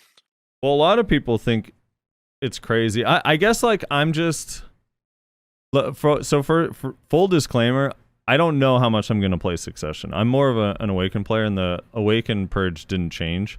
But to me, it's like you did get the attack speed though, right? We did get the attack speed. I'm saying the Purge AoE size though. We didn't get that or the damage buff on Purge. But so for me, the part of the reason why it doesn't really bother me is because it's an ability that you can be caught out of. Obviously, like it has range, but it's not like it doesn't have protection on it. Typically speaking, you're going to use an iframe before you go into it, which is going to put at least one of your iframes on cooldown and use stamina. Like it has a setup. So it's like, it's fast and really, really good and really, really strong. I don't know if it's like of all of the abilities to complain about, I guess, in the game, I'm just like, at least I can punish them for using it if I'm in a fight. I just remember when back when Hash was, I guess, more prominent, was played more often by players. That ability was just like so obnoxious. It's one of their main catches. But I agree with you. Like slanted is far worse. Well, or just things that are just fully protected. Like I don't know. Like to me, even though the range isn't as big, like Shadow Eruption is still like it's just super armor. Yeah. So I don't know. It doesn't bother me that much, but I guess we'll see. If I'm just getting randomly clipped by purges that are a mile off my screen, maybe it will tell me. They buffed Ridge Reaver, Prime Ridge Reaver's damage. But the thing that's crazy to me, and it's something they don't do that often, is significantly buff the PvP damage of Rabombs. Right? Like just for whatever reason, I've always got the impression they hate the Rabombs in this game. Like they almost regret that they have them. Partly because the balancing means if you change a Rabomb, you're changing both specs, not just one or the other. Yep. But they like massively buffed the Rabomb's damage in PvP on Prophecy Blade, Mirage Assault, and the unprotected one that most people don't really use, but whatever it's called, I just forget the name of that one. So no one uses it. But yeah. The other Shift X ability. So I don't know. That part's kind of crazy, and that does affect both Suck and Awakening. So for Awakening, the passive affects it, the 2 Rabomb buffs affect it, and then lastly, now Piercing Tornado is super armor, which is the forward-moving small tornado with a float on it. Forward RMB. Forward R&B is now super armor. Wow, And that's kind of nutty. And they removed the KD from Quicksand. The big like slow debuff now no longer has a KD on the end. I'm not even showing it. I'm just talking about it. CC, I'm not actually visually showing it. Anyway, so yeah, it's like pretty dramatic changes. And then for Succession, like the faster version of Arid Assault, also they changed Arid Assault to it's so crazy. So Arid Assault now, there's a Succession version of Hourglass of Defiance, which is the Tornado Recall ability. And the Tornado Recall, when you first spawn it up, has super armor. And they made it so when you cast Arid Assault, which is the block jump, while Hourglass of Defiance, which is the recall skill, is off cooldown and has a 25-second cooldown, it'll spawn Hourglass of Recall where you started Arid Assault. So you have like a way to go back to where you started. But the thing that's really crazy about that is it also means Arid Assault on the windup, when Hourglass of Defiance is off cooldown, has super armor, which is pretty nutty. Yeah.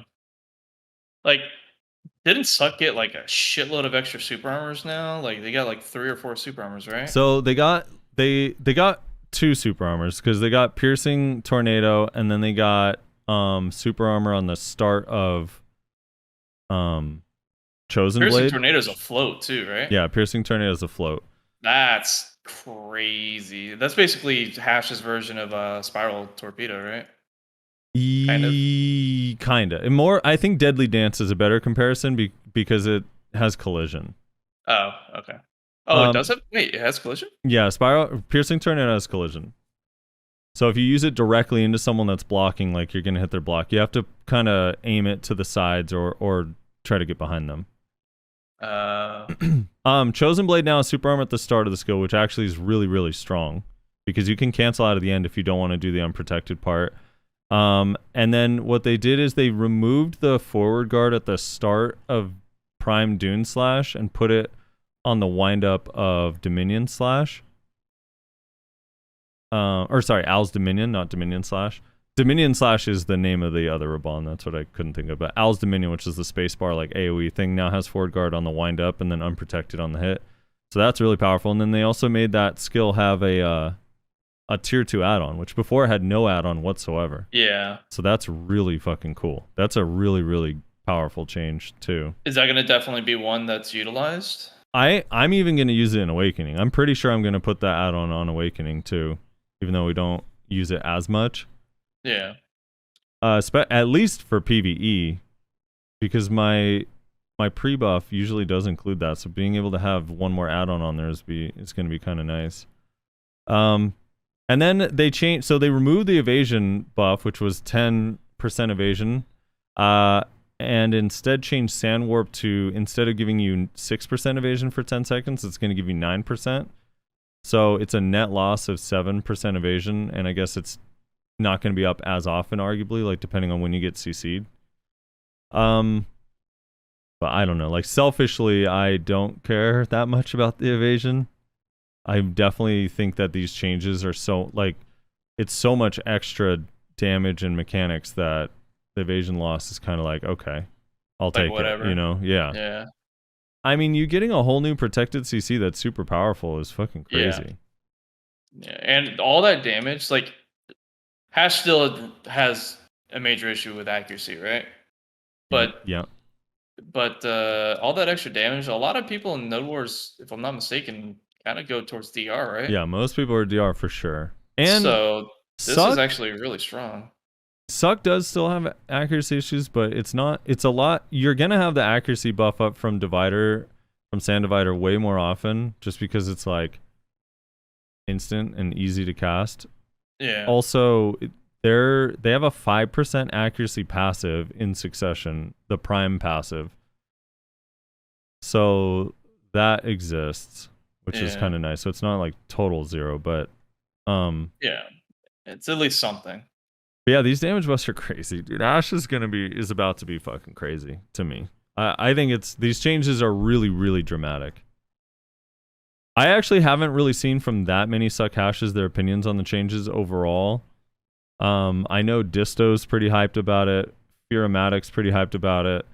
I think Jimmy Snakes, even though he's more like super tanky evasion, I think overall he's pretty hyped about the changes too, even though it's losing the evasion. I heard he rerolled. He did not reroll. What are you talking about? Listen, man, grapevine. I don't know if it's true or not. I'm just saying what I heard. I mean, maybe he did. I don't know. I guess I wouldn't know. We'll see. They also changed the damage you receive from 16 classes, 17 classes by way of the modifiers. So they soften it a little bit by saying during PvP, the damage received from other classes has been increased by an average of 3.25%. Yeah. Just So true. with the 7% tankiness loss from the evasion, if you're an evasion-based hash, plus that, you're looking at a 10%, damage received increase, right? Roughly. From just the evasion, or you mean from also these PvP? Also those, yeah. Well, Kind of. I don't know. It's hard. You'd have to math it out per class because some of them are way more dramatic. So, for example, yeah, like Witch Wizard, their ratio is 11%. 84.42%. So they got an 11.36% damage increase by the numbers, but because their damage wasn't 100%, and this works in reverse with PvP damage reduction on skills, the total damage they're going to deal to hash is actually more than 11.36%. Yeah. Because each I was one of those wondering how that was percents, gonna be. yeah. So they're going to do a lot more damage. Like it's going to be closer to like 13 or 14%. I haven't done the actual math. I think it's like 13 or 14% more damage. But so essentially like hash is going to kill faster but also die faster in large scale. And then in 1v1 probably won't Which be is that not good dramatic. because that's the one place you don't want to be dying faster. Yeah, although I think a lot of hashes have been feeling bad about their damage, so I think honestly most would take the trade-off. Yeah. And it makes it feel more assassin-y. Yeah, like someone's in chat saying, good, it's an assassin. That is true. It's weird that it's been so tanky And over you the can do years. the recall as long as you don't get caught, right? So Yeah, although the recall is significantly better in Awakening than in Suck because it's protected, and in Suck it's not. But yeah, I honestly think Suck now is going to be extremely difficult to catch. They're already difficult to catch if they're just trying to run away, but now I think in the heat of battle they're going to be more difficult to catch. yeah. Look, Maywas do 4% more damage to him, from 96.6% to 100.6%. Yeah, I seen that. Rangers do Hey, quick 9.7% more. Whoa, what's up? What stacks do you use on Dead God for Pry and Duo? For Pry, ideally 80. If probably you don't have 80s. 60, 70, 80, yeah. Yeah, if you don't have 80s, then I guess 60, 70 is fine, whatever you can muster. And then for Duo, I personally would just start at 130, but 110 plus is okay. Yeah, I did basically the same thing. I have a 200 stack that I'm trying for my try right now, and it's being stubborn. Yeah. So you said 80 and 130? Okay. Yeah. Which class has the worst... So someone's asking how I'd feel if Hash got its accuracy back. But I think with how much more damage there is, I don't know if you could give it all back. I almost feel like if you just gave it like... What class has the worst modifiers? That actually does have modifiers. Like I know Ninja has like a lot of 4% and 3%. That's a good question. I feel like just if you could just get an average of 2 to 4% or 2 to 5% accuracy on hash skills would be fine. Because like it's one of these things like when I look at I'm gonna use Mewa as an example, but also Drak, because Drak is arguably even more extreme. But like, so Mewa has the 9% evasion debuff. They also have a 15% accuracy buff. And it's not like their skills have no accuracy. Like Petal Bloom has 20%, Flow Moonlight Dash 20%, Petal Swirl is 20%, Tip of the Iceberg is 5%, Frost Pillars is 8%. Frost Flower is 30%. So it's like they have the buffs and the debuffs and also have accuracy. And then like Drak also, like Drak has an accuracy buff you can put on and an evasion debuff. And they also have fucking like Brimbolt's literally 17% accuracy. So I don't think it's unreasonable to be like, oh, it'd be cool if we had 3% accuracy on our skills. Yeah. Like prior to the patch update with the accuracy buff from Sticky Snowflake and the -9% from Moonrise, like the accuracy bonuses on the skills are like on the like basic combo that we do was kind of on the rough side. That's why you'd have to build some extra accuracy. Like I had a Toro Bell, but I felt like I needed one more versus especially evasion based classes, but now not anymore. Yeah. Obviously. I don't know. So There are yeah, a bunch of it would be DKs. unreasonable to see like at least a little bit of an increase. Bunch of DKs in chat saying that they have the worst accuracy mods on their skills, and I'm like looking at these and I don't know. Let me see. Maybe Awakening. 10%. No, I don't know what people think worst is. 12%. 12%. Well, I mean, that's obvious. Worst is whatever theirs is. Yeah, I guess so. I don't True. know what the hell. That is true. Yeah, I don't Moose know. hasn't commented yet. Oh, maybe they mistook the class mods. Maybe that's what they thought I meant. I know, like Awakened Ninja, for example. Like Awakened Ninja is like pretty low accuracy on like Serpent, although they have high accuracy on Drastic, which actually does hit hard now. But Seamless is 10%. That's decent. Tana Shower is 10. That's decent. Drastic is 20. Oh no, 30. Serpent is 4%. See, I would take that. I'd be happy with that. You know, give me the 3 to 4% on hash skills. I think most hashes would be all right. They'd be able to live with that. You know?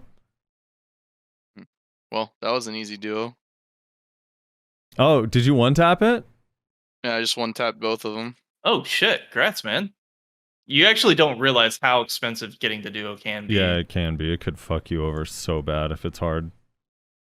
So that's actually really big gains, man. Congrats. Fine power, Thanks. 15%. It's like hitting a fucking TED accessory, man. In terms of hitting that duo so easily.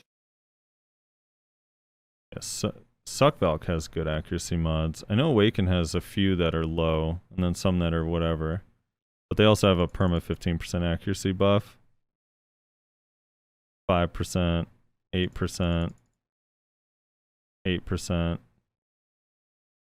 What stack do you go for 3%. Tryon? 12%. 160 or above, basically. Try is like 180. Basically, yeah, 180? Yeah, 180. You start at 80 for Pry, ideally, and then you just go up by 50. This is like the general rule of thumb. Wait, you have to. Are you chroning? Yeah, I Yeah, have you have crowns. to crown. Oh, okay. Wait, how many crowns? Wait, do what's you your have? high stack, Rose? Well, I have a 202, but I don't know if I want to use that on. Should we stream these No. attempts? No, don't use it. Wait, what The is it? highest I Are you have hearing that, after. Rez?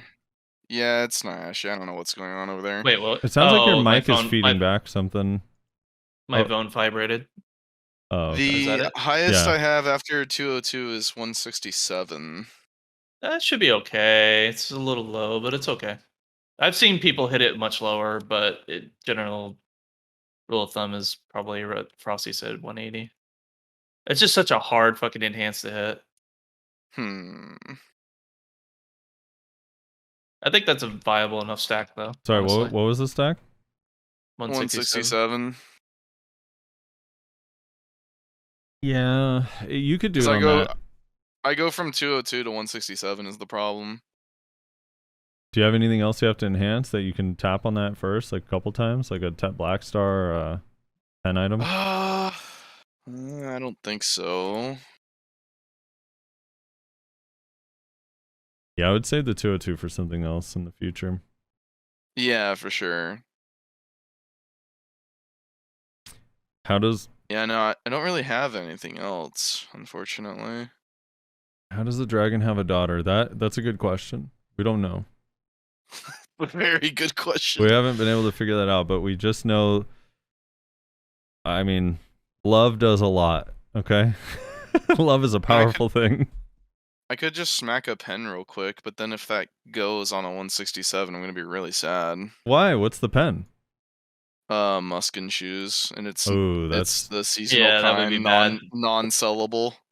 no, don't do that. Oof, no, don't do that. Yeah, Yes. exactly. That's the I mean, only thing I have. I wouldn't rush to try then. I would just hold off until you can either get that stack higher or get a new stack. Just leave it No, at fuck duo. it, let it rip. Come on, let's do it. Right now. Rip. Here, wait. Let me Let do it rip. Garmoth and see the enhancement Dude. chance differences. Rez, I failed 5 attempts 3 or 4 days ago on try with a 200 stack. So I mean- if you ride the fucking wave you're on right now, man. Like you got the easy one tap. Here we go. All right, you said it's a 160 what? 7? 167, yeah. All right, so 167 is a 17% chance. 17.7% chance. If it was a 180, it would be a 19% chance. So you'd have a 1.3% higher chance. From 17.7 to 19%. How many attempts do you have? How many crons do you have? Well, I'm trying to gather up all my crons are spread out all over the place. I'm in the process of trying to gather them out. I have at least one. I might have two. Oh, I'm on duo? Oh, you're right. This is not what the chance is. I almost fucked up, Rez. Hold Frosty, on. those numbers sounded awfully Okay, high. yeah, hold on. Yeah, you're right. I was like, damn, that doesn't seem too bad. He might get this. Okay, wait. Okay, duo or going to try would be 8.85% chance on your 167. Yeah, that's more like it. Or a 180 would be a 9.5%. Yeah, at 200, it's like a little bit over 10%. So it's still like a 1.5% increase. That's why I think, what is 180? The soft cap? Is that why? Or something? Does it like way slow down after 180? Maybe. I think it's like a barely over 10% with my current stack at 2. Oh, it always goes up by 0.05 every level.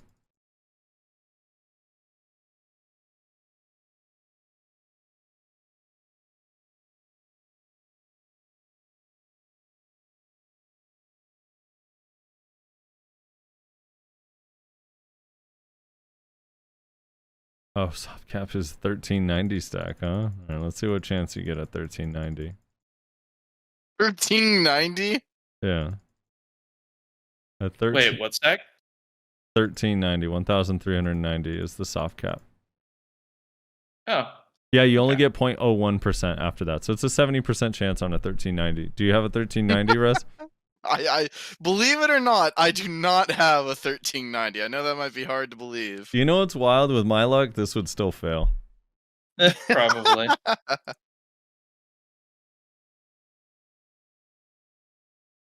Well, 8.85, that's not the worst. You could one-tap it. I did my shit on, I think I did mine on like a 190. But I one-tapped it. No, mine was 187. That's what it was. It was a 187. It's a 9.85% chance. Is yours already valked to the max, that 167? Yeah, it is. Do you have have you done the stupid journal that lets you valk 3 additional times? I don't know, man. I don't pay attention to these things. Well, how many times can you valk? Is it plus 10 or plus 13? 10, I think. All right, you got journals to do, my friend.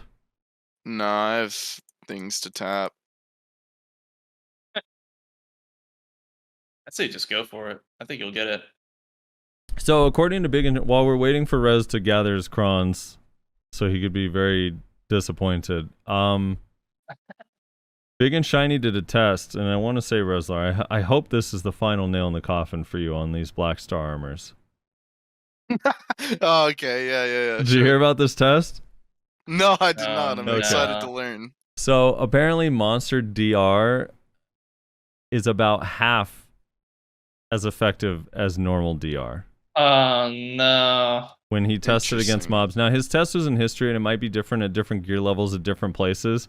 You'd have to test like multiple spots, which would take forever and be hard to do. But in his test at Histria, it ended up coming out to being about half as effective. So essentially, if you have all those, you remember when people were like, "Oh, if you're Tet Blackstar, it's essentially a C9 pen armor." It's like, well, that's not true at all. Not really. Yeah. What journal is that? I actually don't know the name of that journal. Does anyone know the name of the journal that gives you the 3 extra stacks? I forget which one it is. But essentially lets you Valk all So the way what up we to have plus to do 13. the horse speed test, right? In Calpheon? Herald. I know there's That's it. It's the time journal. Herald journal number 4. So it says Valk enhancement chance +1 max family wide. +1 max family wide. And then +1 max family wide. Yeah, 3 more. So Herald's journal, chapter 4. Alright. So I have 3 attempts. Oh, that's Ooh. actually I Yeah. think you can get it, dude. Yeah, that's like 100% Dude, you do not chance. you do not understand That's how 100% chance. you do not understand how good that'll be if you land this try, because it's actually really good or really difficult to get your hands on to try. All right, So what? someone so help us should math. I just throw it at the 167 or? I mean, that's all you have. I don't value 200 stacks as much as other people. I don't think it's that insane to get one. So it's like worst case scenario, you have a Fallen God. Like, I don't know. Is it really the end of the world? Let me give you some perspective. So my Fallen God took like 9 or 10 attempts to get to duo, and before it finally went. And then it was, I think I've done a total of, I did 5 attempts the other day, and I think I've done 3 other attempts on the try before in the past. So it's not looking too good for me, but you got the you got that luck win, Right. So at 167, it's 8.85%. Wait, hold on. I think you'll get it. Rez, this has a Garmont.com is amazing, by the way. Holy fucking shit. I love this website. I didn't realize they have a little simulator thing here. Yeah, they have everything now. Chance calculator. All right. Let's see. 167 sec. I'm going to simulate this. Ready? All right. I failed the first one, Rez. I failed the second. I failed the third.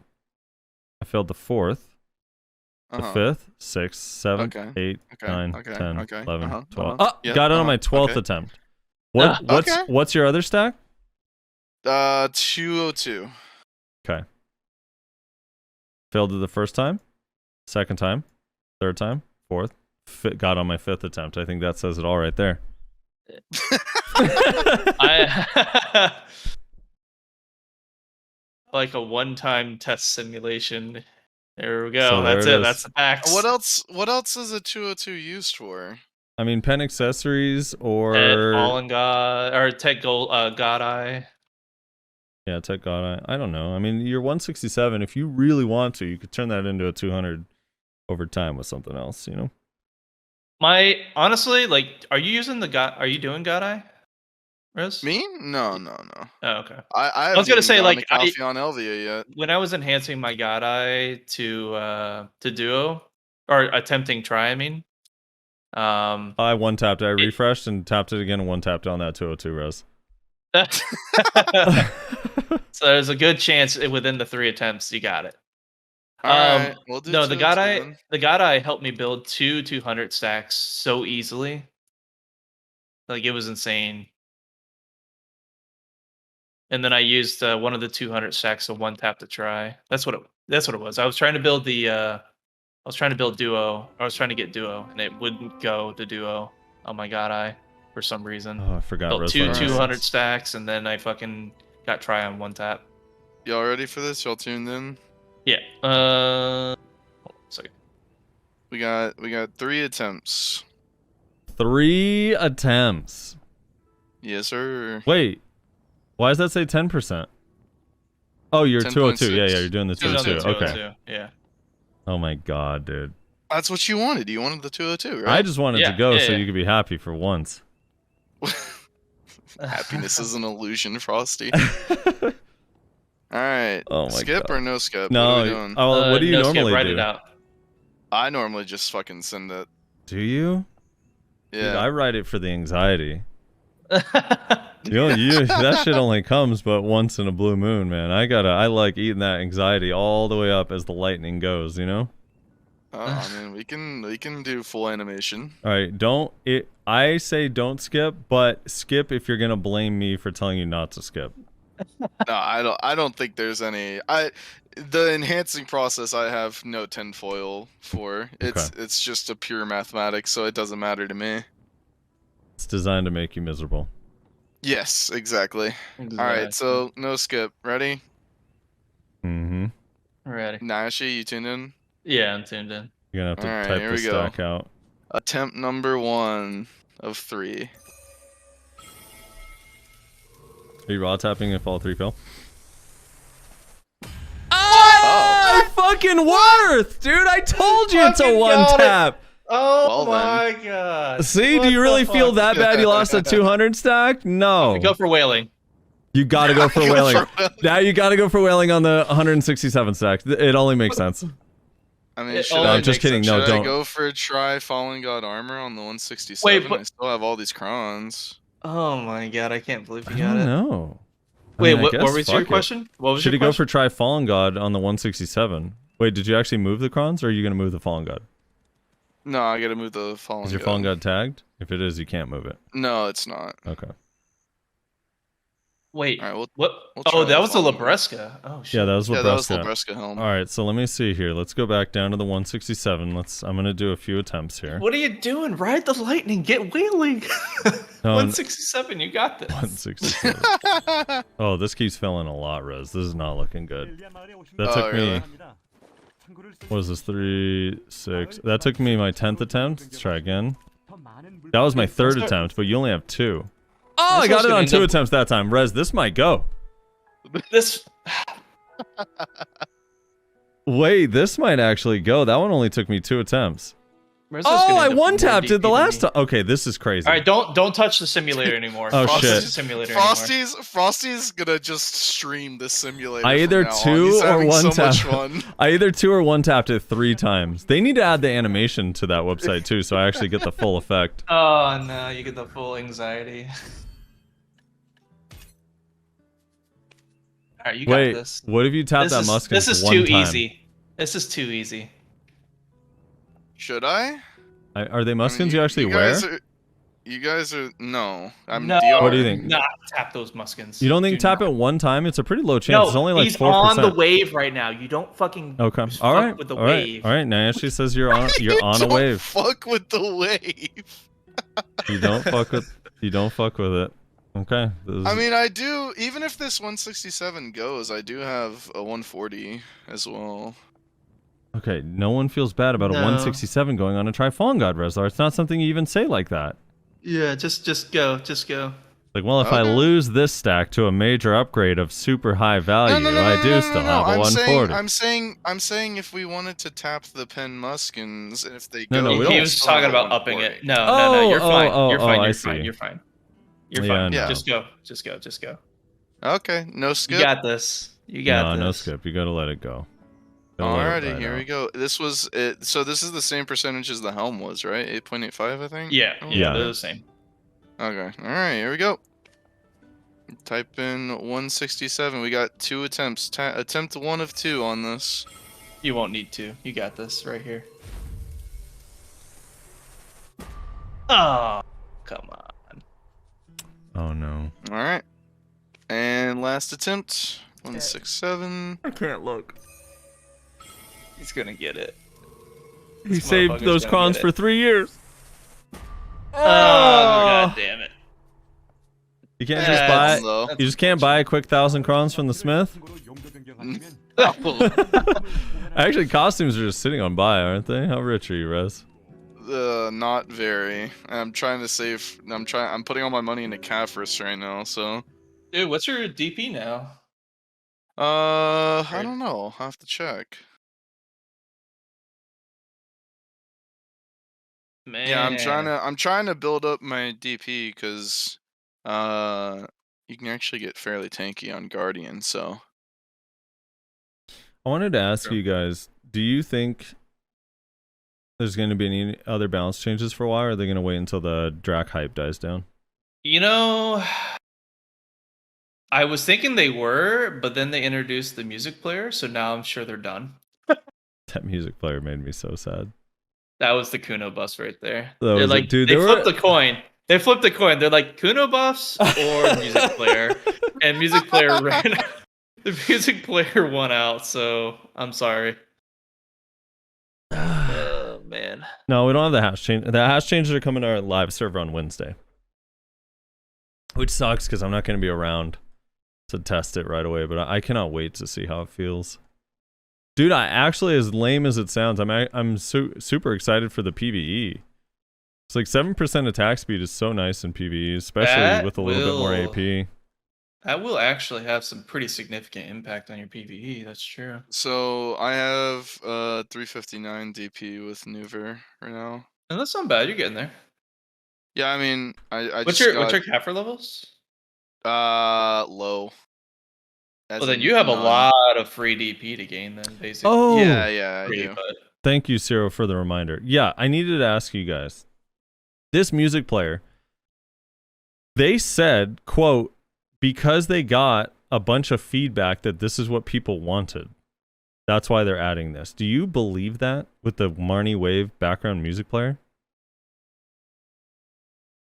It says, quote, Dr. Marnie's new invention has arrived. This is Marnie Wave. It's content that is pursued with the goal of resurrection of horse music requested by adventurers.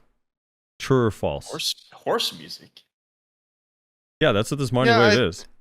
I think the horse part of it is what bothers me specifically. If it was just, hey, we've had adventurers say they want to listen to whatever music they want wherever they are, then I could be like, okay, sure, because like I think that would be pretty cool. But specifically, like, oh, you can only do it while riding horses. Like, what the fuck? Who's asking for that? That's so weird. What a weird qualifier. It is interesting. Yeah, I don't know if I buy it. And I'm just like, oh, okay. I guess none of the other classes really wanted changes. Oh no. It's just, dude, there are some things out there, and like there's PvE changes that are like, you know, Awaken Corsair, Awaken Drag, or Awaken Corsair, Awaken, or Suck Corsair, Awaken Drag, Awaken Kuno, like Awaken Tamer, Suck Nova. There's so many classes out there, Suck Valk, that it's just like, we're not even going to change their PvE. We're just going to, the balance changes are done back to Marnie Wave horse music and making it so you can mass produce cron meals. Although I do like that change, but Jesus, you know? Yeah. Dude, you know what they need to do? I'm surprised they haven't done this yet, but simplify the process of like making party elixirs. Like holy shit, allow us to put in like you know, the blackstone powder, what is it? The fucking blackstone powder, just one blackstone powder to, you know, do 10 batches at a time or even more if you want to put more in. Please God, like it takes so long to make party bots. Oh, here we go. Here's another one. Yeah, thanks, Idel, for pointing this out. This is another blue text under the quest knowledge section of this week's patch notes. Now, keep in mind, they're not really getting requests from players about any of the class balance changes. No one wants Drac damage toned down a little bit. No one wants anything. But here's what people do want. Due to the constant and active requests of many romantic adventurers, it is now possible to obtain the event title, I Want to Ride on an Island with You. What? Does it not upset you to even just read it, man? It pisses me off to read. Who's submitting that, man? Interesting. Who's submitting that, and how is there that many that they actually even noticed? Okay, well we do have to. Okay, well hold on, because let's logic this out though, right? Okay. It's probably way easier for them to just like come up with 3 quests real quick that allow you to use an old title than it is to like balance the PvP, right? Well, yeah, obviously. Wait, why? So I mean, I feel like, yeah, that's like really bizarre, but someone why? probably ask for that. What evidence do we have that that's the case? That a quest line is easier to do than, for example, oh, everyone thinks that this class is really, really shit at PvE. We can just buff it. Why is this easier? Why is the music player development time easier? Or why is this romantic horse title quest chain easier? Romantic horse title. Or whatever the fuck it is. I don't know. Like, And we know it's the same guys. That's the other thing, Rez. It's the same team. Because the team stopped development on all things BDO during the reworks. Yeah, it's the costume task force. This is why I said I don't think we've had a podcast since then, or maybe we mentioned it last time, but they are shutting down Shadow Arena officially. Yeah, they are. Which means now put it back in Black Desert, you fucks. Well, before that would be a nice little bonus, but before that, put the balance team that you took off of Black Desert and sent to Shadow Arena back on full-time balance duties over here. True. That would be nice. You know they were averaging like 6 players? That's not enough to even start a match. I don't That's think, really right? bad. Like don't you start a match with like 60 people? Something like that, yeah.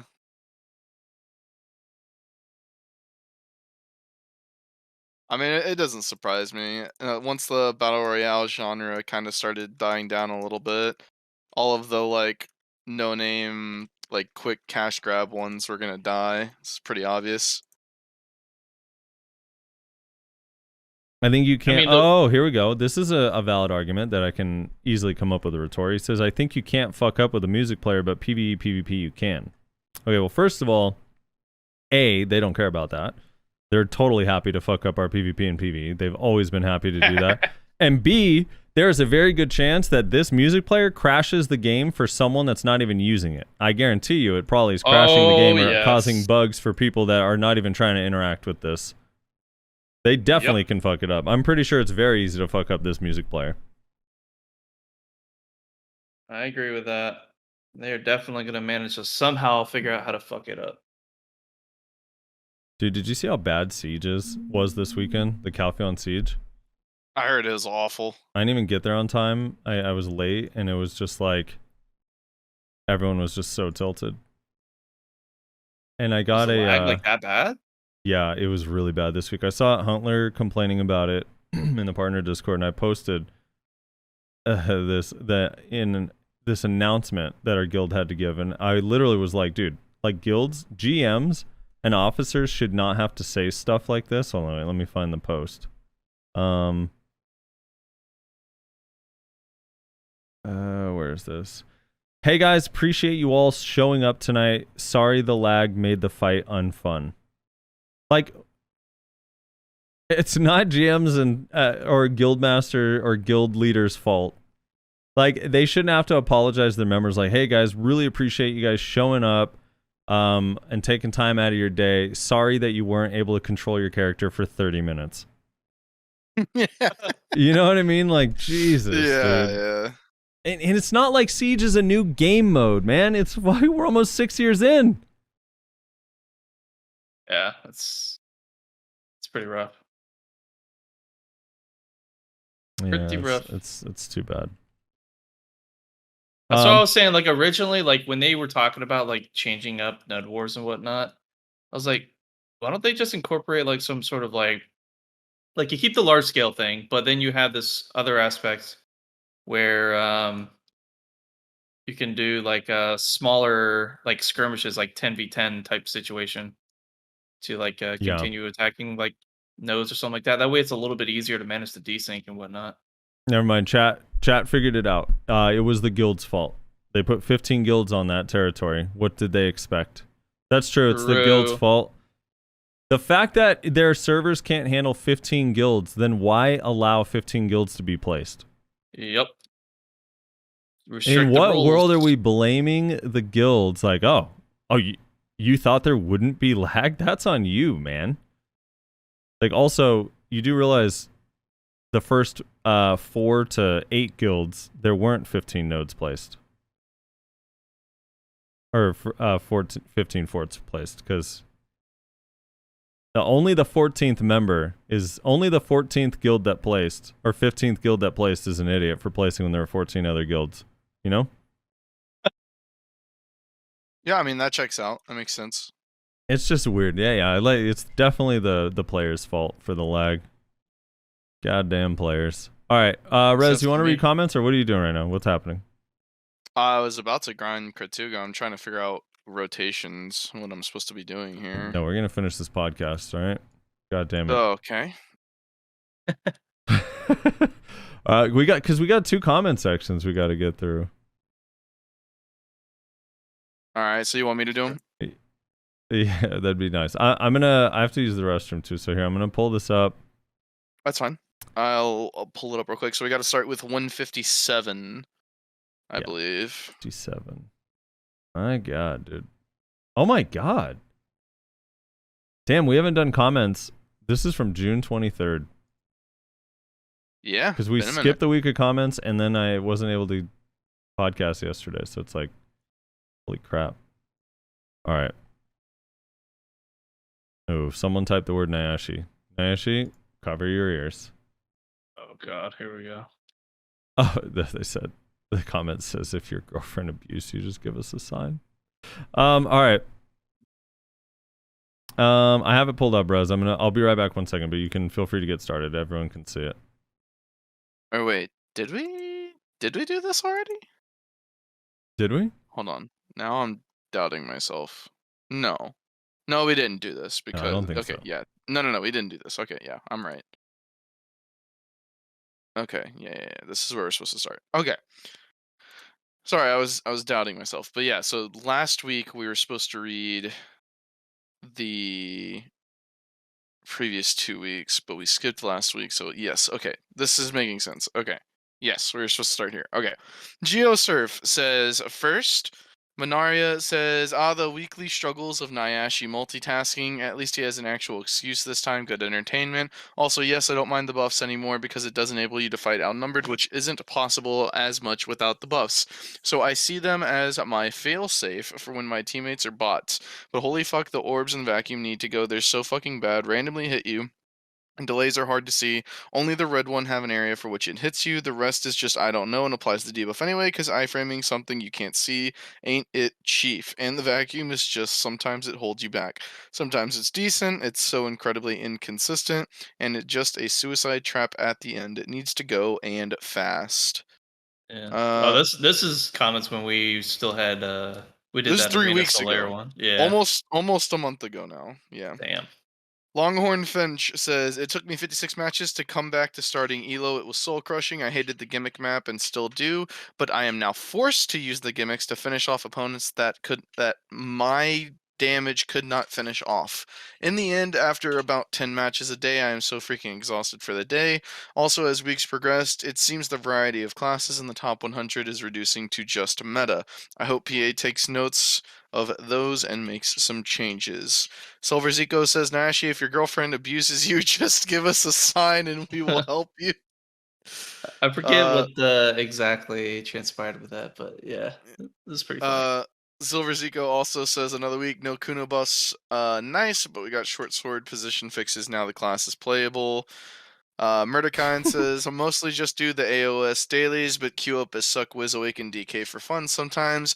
I feel like at the lower ranks, around 1500 and under, most classes feel viable. I don't know if higher ranks have more people joining comms, but it's significantly less fun when there are 0 comms, and I wish people would join them more often. I personally don't give a shit about my rank, but to read, I want to climb, or I'm in loser's queue when people aren't in comms is weird, man. Yeah, that is bizarre. While seriously says, I am making this argument for Rezlar and people that think like Rezlar. Is the argument that caster will always be good because of their utility ever evaluated after the nerfs of utility? The heals got nerfed, and I know everyone is thinking, well, it was broken in Arena of Solaire, but you still have slows and PA. Is there ever a discussion of how it impacts caster? It seems like they just deserve nerfs for being the utility class rather than a real discussion of how this will impact the class. So I'm assuming they're saying in reference to Arena Solaire how the heals were nerfed in Arena Solaire. And so does the balance need to change around casters in Arena Solaire because their because their healing is nerfed? To me, it just is like, is that, I don't know what he's saying. It sounds like he's saying, does anyone thinking about how casters feel when they get nerfed? And it's like, I mean, you can make that argument about anyone. Unfortunately, we're 3 weeks removed from when this I'm is pretty being sure. thrown I'm in pretty them. sure what he's saying is, what do you guys think that casters need to be rebalanced in Arena of Solaires because their healing is nerfed and that's their utility, and they're balanced around their utility. No. But A, they're not balanced around their utility, and B, everyone's heals got nerfed, not just casters. Yep. Everyone's got nerfed. Everyone's so got no. nerfed. And I know casters are, I've been saying this a million times, I know casters and even Valks are so used to their full healing themselves. But for those of us that don't have a bunch of good heals, whenever you guys do use your heal, the AoE one, it feels really, really nice, even after the nerfs. In Arena Solaire, the way that game mode functions, if I get back 700 hit points in the middle of a That's fight huge. is so fucking huge. Yeah, for sure. McCaw says, new tier list win, AOS included, 10-hour show. So someone actually asked about this in the Discord just the other day, and I told them, from what I remember, when Drak was first coming out, we said that we were going to do a new tier list when Drak Awakening come out. And obviously, we didn't know that that was going to be like 6 months 4 later. months. Yeah. yeah. It's insanely far off in the future. You can expect it to come out relatively soon after Jack Awakening comes out. I think we're still in the mindset of Jack Awakening comes out. Let us kind of feel it out for a week or two, and then we'll probably do a tier list because we do need to do one. Yeah. While Seriously says, I do sympathize for Shies being mad against PvE nerf specifically. It's just ridiculous. One thing they should be OP at is being nerfed with the percentage DP reduction being taken away and the talent nerf. They will still be great for group content PvE, but I just don't see the reason to stop Shy from being OP in multiple aspects of PvE. We all know the class is kind of a joke, has specific uses, but nothing like caster utility applying to all aspects of the game. Being broken in some aspect is fun, as shown by multiple people that play Suck Ninja, drugged gameplay, Awaken Nova Excel mode, caster utility, Suck Circuit movement, Sork iframes, etc. My point is, something being broken in one way shouldn't always be nerfed because being OP in one aspect isn't necessarily broken for the entire game. Side note, this argument does not support Bladers or Drakania. Yeah, like hell it doesn't. Agreed says, I want a PvE tier list from y'all really bad. I will pay handsomely with GM's blessings and lucky boxes. Oh man, we're getting bribed. I mean, Hawaiian... the tier list right now is really simple. Drak Suck is at the top, and that's it. That's all you really need to know about. Hawaiian says Dreadspark is the GOAT, absolutely carrying to an almost 3-0, ended up 3-1 victory in Arena of Solaire. More Shy Nerfs win. Oh my god. Oh, that's a delete. Could you argue that the player now kind of takes away from the Shy experience, you know? Like, you don't really need Shies playing pianos around you anymore while you're AFK. The horse player? That is true. Yeah. Dude, someone came up, speaking of which, the other day I was grinding at Jade Starlight, and someone came up and was like, oh, I'm going to play you a song. He said, now performing, and he like named a song. I can't even remember which one it was. And he sat there playing for about 5 minutes in my rotation. And then he said, hope you enjoyed the song. We'll come back tomorrow with a better song. And he left. And I was just sitting there thinking to myself, like, that's so crazy. I don't have my sound on, and I heard none of that. I felt so bad, but I didn't want to say anything because he was already in the middle of playing. And I was like, I don't have music playing, so I can't hear anything. I'm just like riding by a Shy that's playing guitar with no audio. Oh, no. I have the heart to tell him I can't hear anything he's doing. So I just let him play. Griefing him hardcore. I did like a face, like a smiley face, like a yeah.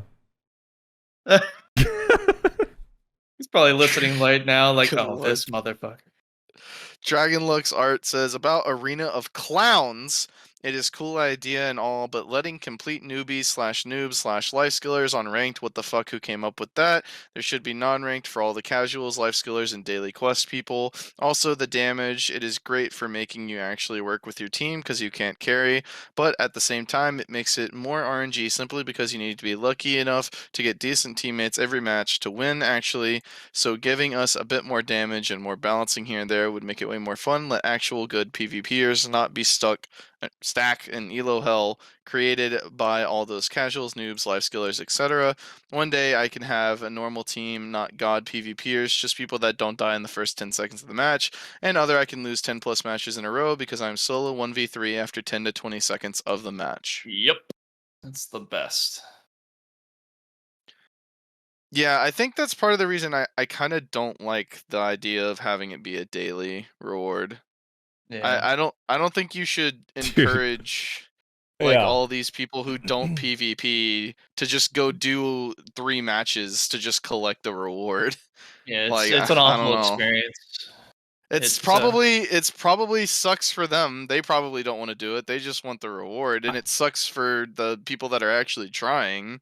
I also don't like lumping in noobs and life skillers with the people that are in there for the daily, because those are different people. Yeah, If noobs and they life are. skillers are in there because they want to be in there, then they absolutely should be allowed to play ranked. Like, what? Who would gatekeep a ranked mode for lower level players? Doesn't actually make any sense. But I do agree with the daily thing, because I had one guy that was complaining. He said, I fucking hate PvP so much. I'm only in here for the free crons. And I was like, dude, the time it takes to get the crons, why are you even in here? It's like, Yeah, he's honestly, like, because he could they're have just free. grinded the money to get them. Yeah, he was like, they're free. And I was like, that's not how time works, though. And he's like, didn't ask, and then muted me. And I was like, why? Like, don't come in here for... How many crons even was it? It wasn't even that much. Like, fucking go do something else. You grind for 5 minutes at any spot. Arguably, the only thing that was really, truly worth it, in my opinion, is the 130 stack. Because you can't just, like, get that with grinding. You know what's Everything crazy? else you could get with grinding. I didn't do any of the quests. I completely forgot about them. Partly I because... also did zero quests. I did barely enough. I forgot about them, but I started remembering barely enough in order to get the 130 stack, and that was it. I forgot about the rest of the rewards. That's funny. I completely forgot. I moved my character away from Altanova, so I thought about it sometimes. I was like, I don't want to go to Altanova, man. It was like way out of the way. They should make that quest mob available in every major town. Yeah. It's now, kind of dumb. That I do agree it should not be a daily, though. I'm with Rez. Like, Yeah, because of the people that are in there, that just people aren't going to do the math or think about, like, oh, wait, this actually is a waste of time to ride all the way to Altanova, get this quest, go into a Solaire, lose potentially 1 or 2, most likely because you're bad, and you don't even want to be there, so you lose a couple, and then finally you win one. It's like you spent 35 minutes to make... How many crons did you get for the daily? I don't know. Anyone know? Like 10, maybe? How many crons was it? Anyone in chat It wasn't remember? that many. What was the daily cron amount? 0?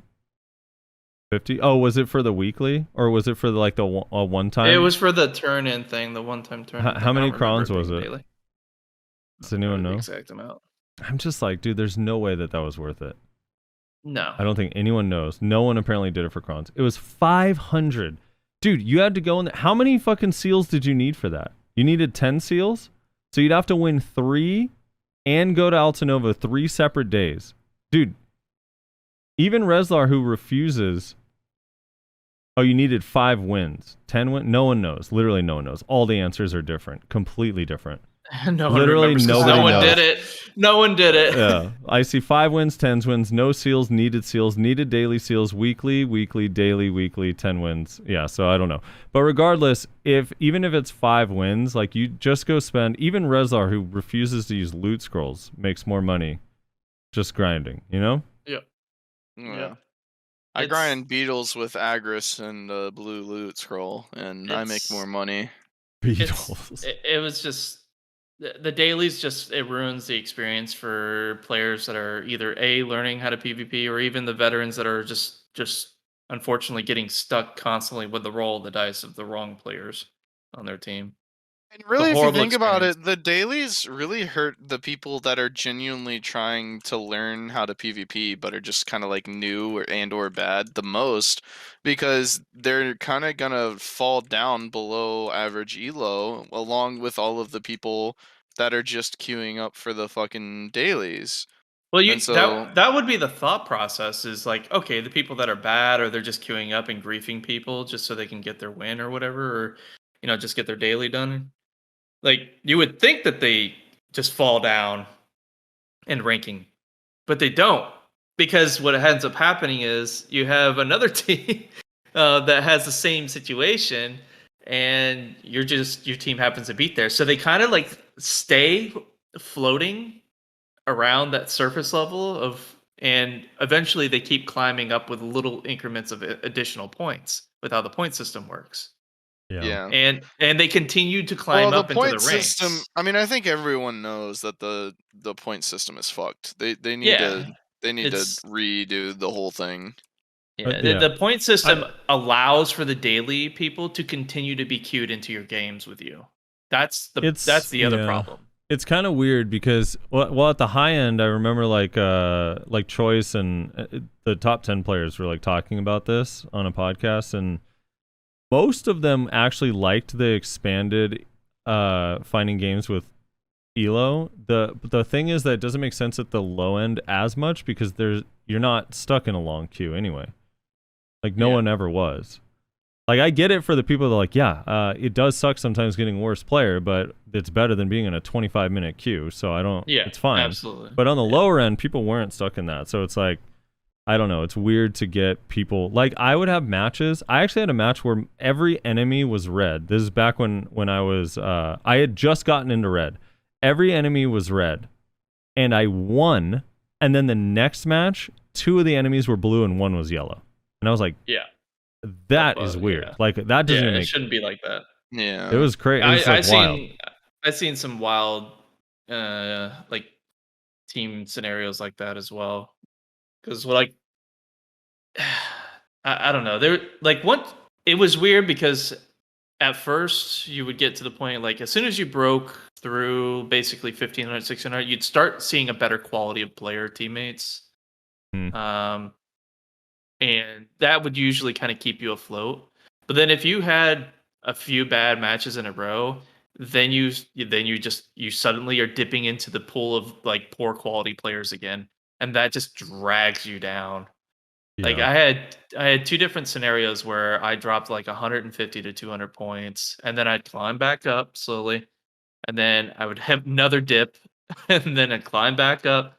It was fucking frustrating. There's just Yeah. nothing you can do about it sometimes. And the other part that made it difficult is the double class thing, but that's a totally separate issue. But Yeah. All right, let's keep going. Triconic says at 4741, Res, there seems to be a weird bug that when you cast your pet before it starts, it may disappear and you need to recast it. I've been playing Arena Solaire as a witch for the last 3 days, and after spawning it, I just cast after we are released from spawn. Also, sometimes happens after going into V. As per Musa, it sucks playing Musa and having to rely on allies to set up your play. I can deal a shit ton of damage in SA trade, but I have no way to assist in any other way other than to deal damage. Can't grab or block jump, can try to range CC, but everyone and their mothers are in SA constantly, including Musa's. Fiery Crevice is a strong skill, but you have to not see the skill to not be able to react to it, and even if you don't, you might as well just use another SA ability. It's slow even if you cancel into it. Personally, I see Valks and Warriors to be the go-to, but generally high damage grab classes seem to be playmakers with a bit lower trade damage than Musa and higher playmaking potential. no, Triconnects, no. Just no. I can just go on and on about how absolutely just wrong that is, but I can't. It actually upsets me to hear what I just heard. First of all, Fiery Crevice is a 6-second cooldown, Triconnects. Okay, so you get to throw out a Fiery Crevice, and all 3 people in Solaire, because your AoE is massive, all have to be protected and be aware and be ready for it, while also accounting for the other players that they're fighting. And it adds a slow debuff, and it's protected, and then you back out, and then you go back in 6 seconds later, do it again, and oh yeah, it didn't CC you, but it still chipped you a little bit, chipped you a little bit, slow chipped you a little bit. Them. Yeah, no, if you actually think that you're relying exclusively on your teammates to set up your play, then you're making massive, massive mistakes in your play. And on top of that, if for some reason, like they think they can block or use a forward guard skill against that skill, the way the CC happens with Searing Slam or Fiery Crevice is it actually hits behind the forward guard ability and it'll CCM. Because it's kind of like what's that hash ability, the AoE CC with the KD? They're in super armor. They hold the giant tornado in front of them. Yeah, the quicksand. Is it quicksand? Yeah. Oh, Yeah. yeah, probably quicksand. But then if you could block the hits, but then when the explosion from the CC happens at the end, if you're not blocking the middle part of it, you'll get CC'd. So it's the same kind of concept with Searing Slam or Fiery Crevice. It's so stupid. Yeah, the thing is I don't want to go on forever, but it's like Yeah. I understand if you run into a double Nova and a Drac, it's on Musa, you're better off with a grab class, 100%. And like your team comp is better off if you have at least one grab class in your comp. But this notion that Absolutely. Musa isn't setting up anything themselves because you don't have a grab or a block jump, and quote, I know Fiery Crevice is strong, but you have to not see it. That is just bullshit. It's just not true. That's not genuine. It also, at all. for some reason, has a slow debuff on it. You're completely protected in it, and it's only a 6-second cooldown. So after the first one fails, you throw out another one. Just every minute in Solaire, you've been able to do Searing Slam 10 times. Think about that. Easily. Yep. Yeah. Steve Smith says, a good show, chaps. Greed says, the reason BDO utilizes the V button for immediate escape from a combo/CC, well, not all CCs, is because it's synonymous with the V notion for pin items. Once they introduce hex items, you will have to press V and I at the same time to access your V. God. Don't worry, for stepped enhancements, they will not make it VI twice, V1, I guess, twice as an input, but instead I 3 times and then X in rapid succession. These changes will finally let you use your V or well IIIX out of any CC, as the game will know how talented you are for pressing this new keybind. Oh Oh my man. god. I could see it.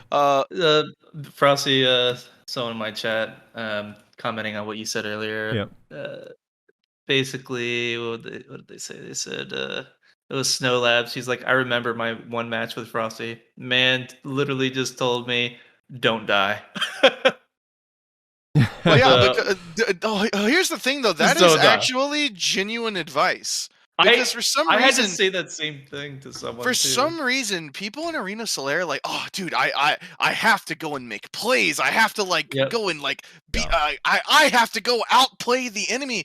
It's like a lot of times, it's like just play back, play slow, and look for an opening. Like Yep. just relax. I'm not saying I'm perfect. Like someone in chat's like, "Oh, you died instantly in my match, Frosty." It's like, first of all, if I died instantly in your match as a Suck Nova, that's because you guys separate from me. Oh yeah, you're the wizard that double TPs away from me, so I can't do anything to help with you. I remember now. I do actually remember you in my game. That's like, yeah, I'm not going to play around this Suck Nova. I'm just going to do my own thing. I actually do remember that. But separately, like, yeah, the thing is people don't need to land a bunch of CCs. Like, you just literally need... You just need to be effective. Yeah, you just need to be around, because here's what always Yeah. ends up happening. So one person will die like instantly or get CC'd and then V instantly. And while they're in their V, it's like, oh, now we got a CC, but because you thought you should just go in and use some unprotected skill point blank right off the jump, we don't have your damage, and now this person gets up. Because Mm. the thing is that people also forget, I think a lot of people, the reason why the advice of like, dude, just play really, really safe. We don't need your CCs right away, just as long as you're alive. The reason why that's actually so much more helpful than people realize is because the first 15 seconds of a fight, everyone is E-buffed and trying their best. Like, the fight hasn't broken down into chaos yet. Yep. It's like everyone's doing their full rotation. They know all their cooldowns because nothing's been used yet. And then once the fight's broken down, people start making major mistakes. Yep, because they're not as familiar with their cooldown rotation and like abilities that may have been enhanced with their e-buffs. Maybe they gain super armor in some capacity. They're no longer super armor. They forget to keep an eye on that. A whole bunch of mistakes start popping up. Stamina gauges. People aren't paying attention to their stamina after like the 15, 20 seconds of engagement. Yeah. GHGJ says, wow, what is Z2U? Yeah, don't know what that's about. Stalton says, love your podcast. Thank you for all the work you put in the video community. You guys rock. That being said, it'd be awesome if you uploaded to Spotify more regularly. Keep up the awesome content. Dragon Lux Art says, I'd love to know why Prilipus decided to turn off protections on skills on weekend in Arena Solaire, because apparently my super armor skills are unprotected there in weekends. I know it is desync, but come on weekends, it really feels they just turned off protection on skills. Yeah, I Also, get when behind for that. fuck's sake will they make fucking unranked option for casuals and people that just want to do daily and don't care about rank at MMR? Yeah. I mean, at the same time, I agree with all that, and I do want that. But at the same time, though, this was preseason. They're still testing things. I think they kind of wanted to evaluate the player base and evaluate, other things like, what mechanics are busted in Arena Solaire, what they need to make adjustments on. So I think I'm not sure if they will consider doing an unranked, but I think we still have to just be reminded of the fact that preseason was, in fact, just like a testing situation. Mm. So I do want all that too. I hope they do an unranked or they remove dailies from it, because I don't like players that have no business in PvP or that don't want any business in PvP to be involved in games and like really making the experience awful. But Yeah. So it's just with that preseason, it was testing. That's really what you gotta take it down to. someone's mentioning how annoying the buff bar. This is random aside, but someone's mentioning how annoying the buff bar is. How you can't see which buffs you have popped if you go like full EXP buffs. They've done this in the past. I don't know why they won't just do like have one buff that says EXP with an up arrow where you hover over it to see all the EXP buffs you have running. So Yeah, so it that'd be doesn't really have to go nice. across my entire screen, and I don't know if my frenzy draft is up or not. Yeah. All right. Odex says, boring as fuck. Second or third episode, full on same topic arena of boring, skipped video, but whole is about it. So doesn't like Arena Solaire, I guess. Sorry, we like it, so we talk about it a lot. Yep. Something we've waited for forever. So we're moving on to 158 now. Yep. Just kind of look through, see if I can see anything, which I don't believe I do. No, I don't see anything either. Wait, what happened here? I think my YouTube glitched out. Sort by new. Okay, here we go. Greed says, Suck DK here. I agree on your entire post. Some of the comments were wild. IMO Suck DK is overtuned in a lot of ways in small scale 1v1, removing a couple protections from her CCs slanted, or CCs from her nukes cause her damage is absurd, and no class should have an entire kit worth of protected CCs. In PvE, she's solid. Don't think she needs changes there, but some classes should be brought up to her at the minimum because she's like upper end of classes in every spot. Dark Sentinel says, as a Nova / Valk, I completely agree with the issues. I'm sorry, and real OP. quick, for the record, Whoa. I did not suggest to remove CCs. That was his own idea. He referenced the post and then said to remove CCs. I did not say to remove CCs from DK, just for the record, before DK's come at me. Go on. But They're going to come at you anyways. What did you do to stop him, though, Frosty? Yeah. Silence is violence. Dark Sentinel says, as a Nova / Valk, I completely agree with the issues and OP aspects of the classes. I would always stay Suck Valk if it wasn't borderline useless in PvE compared to Awakening Valk and Awakening Nova, but Awakening Nova doesn't push as much PvP damage, even when you have all 3 AP buffs active because of the new PvP damage reduction. Even then, the protection isn't that good anymore. All the issues I have are with the limiting mobility or the stamina locks / drains. Yeah, Suck Valk PvE is terrible. Jia Hui Lin. I apologize for butchering the shit out of that. I'm hoping these Awakened Corsair changes is a signal that PA is doubling down on the idea that it's full-fledged ranged class, because ever since Archer release, I've been waiting for another Awakened ranged class. Yeah, it does seem that way. They definitely swapped it from a stationary to more kite-heavy class, especially with the way the flow to shift Q works, the Earth Render flow. Yeah, for sure. Serenisma says nice. Solus says, PA basically telling me evasion is a meme, all this accuracy on every class but Hashashin. That's right. He didn't realize we were getting buffed then. That was 13 days ago. Safi says, it's funny that Frosty said they only took the vacuum away because of people getting sucked underground. I used quicksand ult in one of my games. All 3 of the enemies and one of them got bugged underground. So yeah. It's pretty Pirate fun. Poro says, at 2630, Awakening Zerker, only T3 add-on is Ancient Wave. I rarely use Blasting. Usually it's just filler DPS when I have nothing else to use. Yeah, so I went back and double-checked, and I believe what I was thinking about is Blasting has a monster damage buff on it, or it used to. Oh, back in the day, it used to be 30 monster AP. Yeah, like 20 Got it. monster AP, I Before want to the say. tiers, before the add-on tiers were a thing. Yeah, Yeah. I believe so. And I think they removed it. I'll double check real quick. I'm pretty sure it got removed at some point, maybe in the reworks. But if I remember correctly, it used to have a monster damage buff to Well, it. Let me see if they still have it. all add-ons are universal now, so every skill has monster AP. It's just whether the Yeah. tier is high or low. Yeah, so Yeah, I think but that's back what in I the was day, it thinking used to be about. set. Like each one used to have like random set add-ons that you could choose or not choose. Yeah, I believe that's what I was thinking about whenever I was talking about it.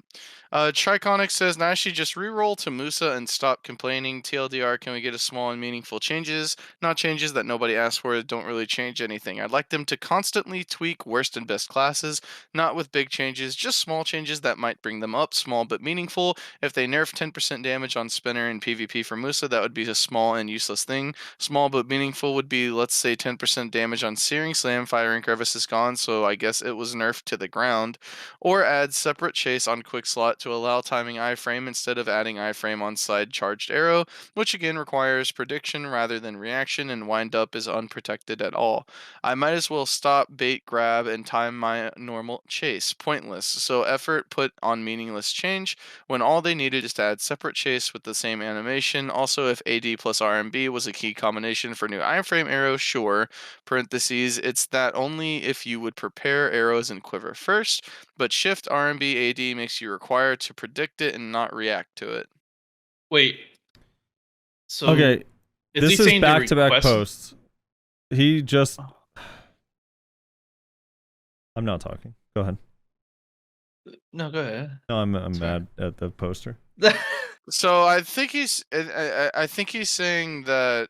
Well, first of all, let's start with something that everyone can agree with. Like constant, small, meaningful changes would be good, instead of nothing for a month and then dropping like big changes for 4 classes. Sure. And then he says that they need to be small but meaningful. 10% damage reduction on Spinner in PvP would be meaningless, but 10% off of Searing Slam would be meaningful. I don't Um, agree with that. The problem with Searing Slam is not its damage. Yeah, I don't know. That's just his example that he uses. And then he Yeah. says, or add separate chase on quick slot to allow timing iframe, which I think is something that we've all talked about at some point in time.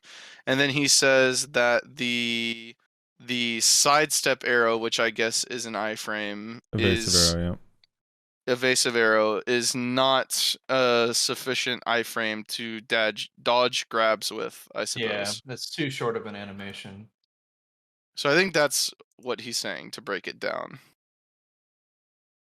Awakened Mystic Main says, about the PvE balancing about 25 minutes in, if they constantly sell the illusion of balance and give vague promises to better, they will profit doubly, since some people spend on a class they like, have fun on before giving up, and make Succession, Lawn, or Striker. I've seen this several times now. There's no excuse whatsoever for any class to be less than either of these at this point. Either that or nerf these two, since it's just ridiculous. Reworks Omega Lol. Did you skip Mineria? Or did you already read that one? I missed it.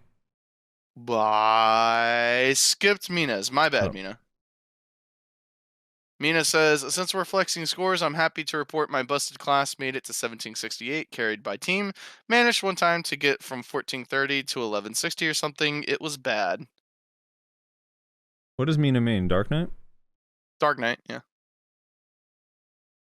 Busted class. I was able to sit around 1300, and then I swapped to Nova, and then immediately got to 1700. It was nice. Yeah. He had to change to a meta class for the AOS. That shit was hype. I got to 1500. The highest I reached, I think, was like 1560, I want to say. I was able to cross 1500 a couple different times. I got to 1500 twice on Zerker, both Succession, and I actually, believe it or not, got to 1500 on Succession Sage. So That's good.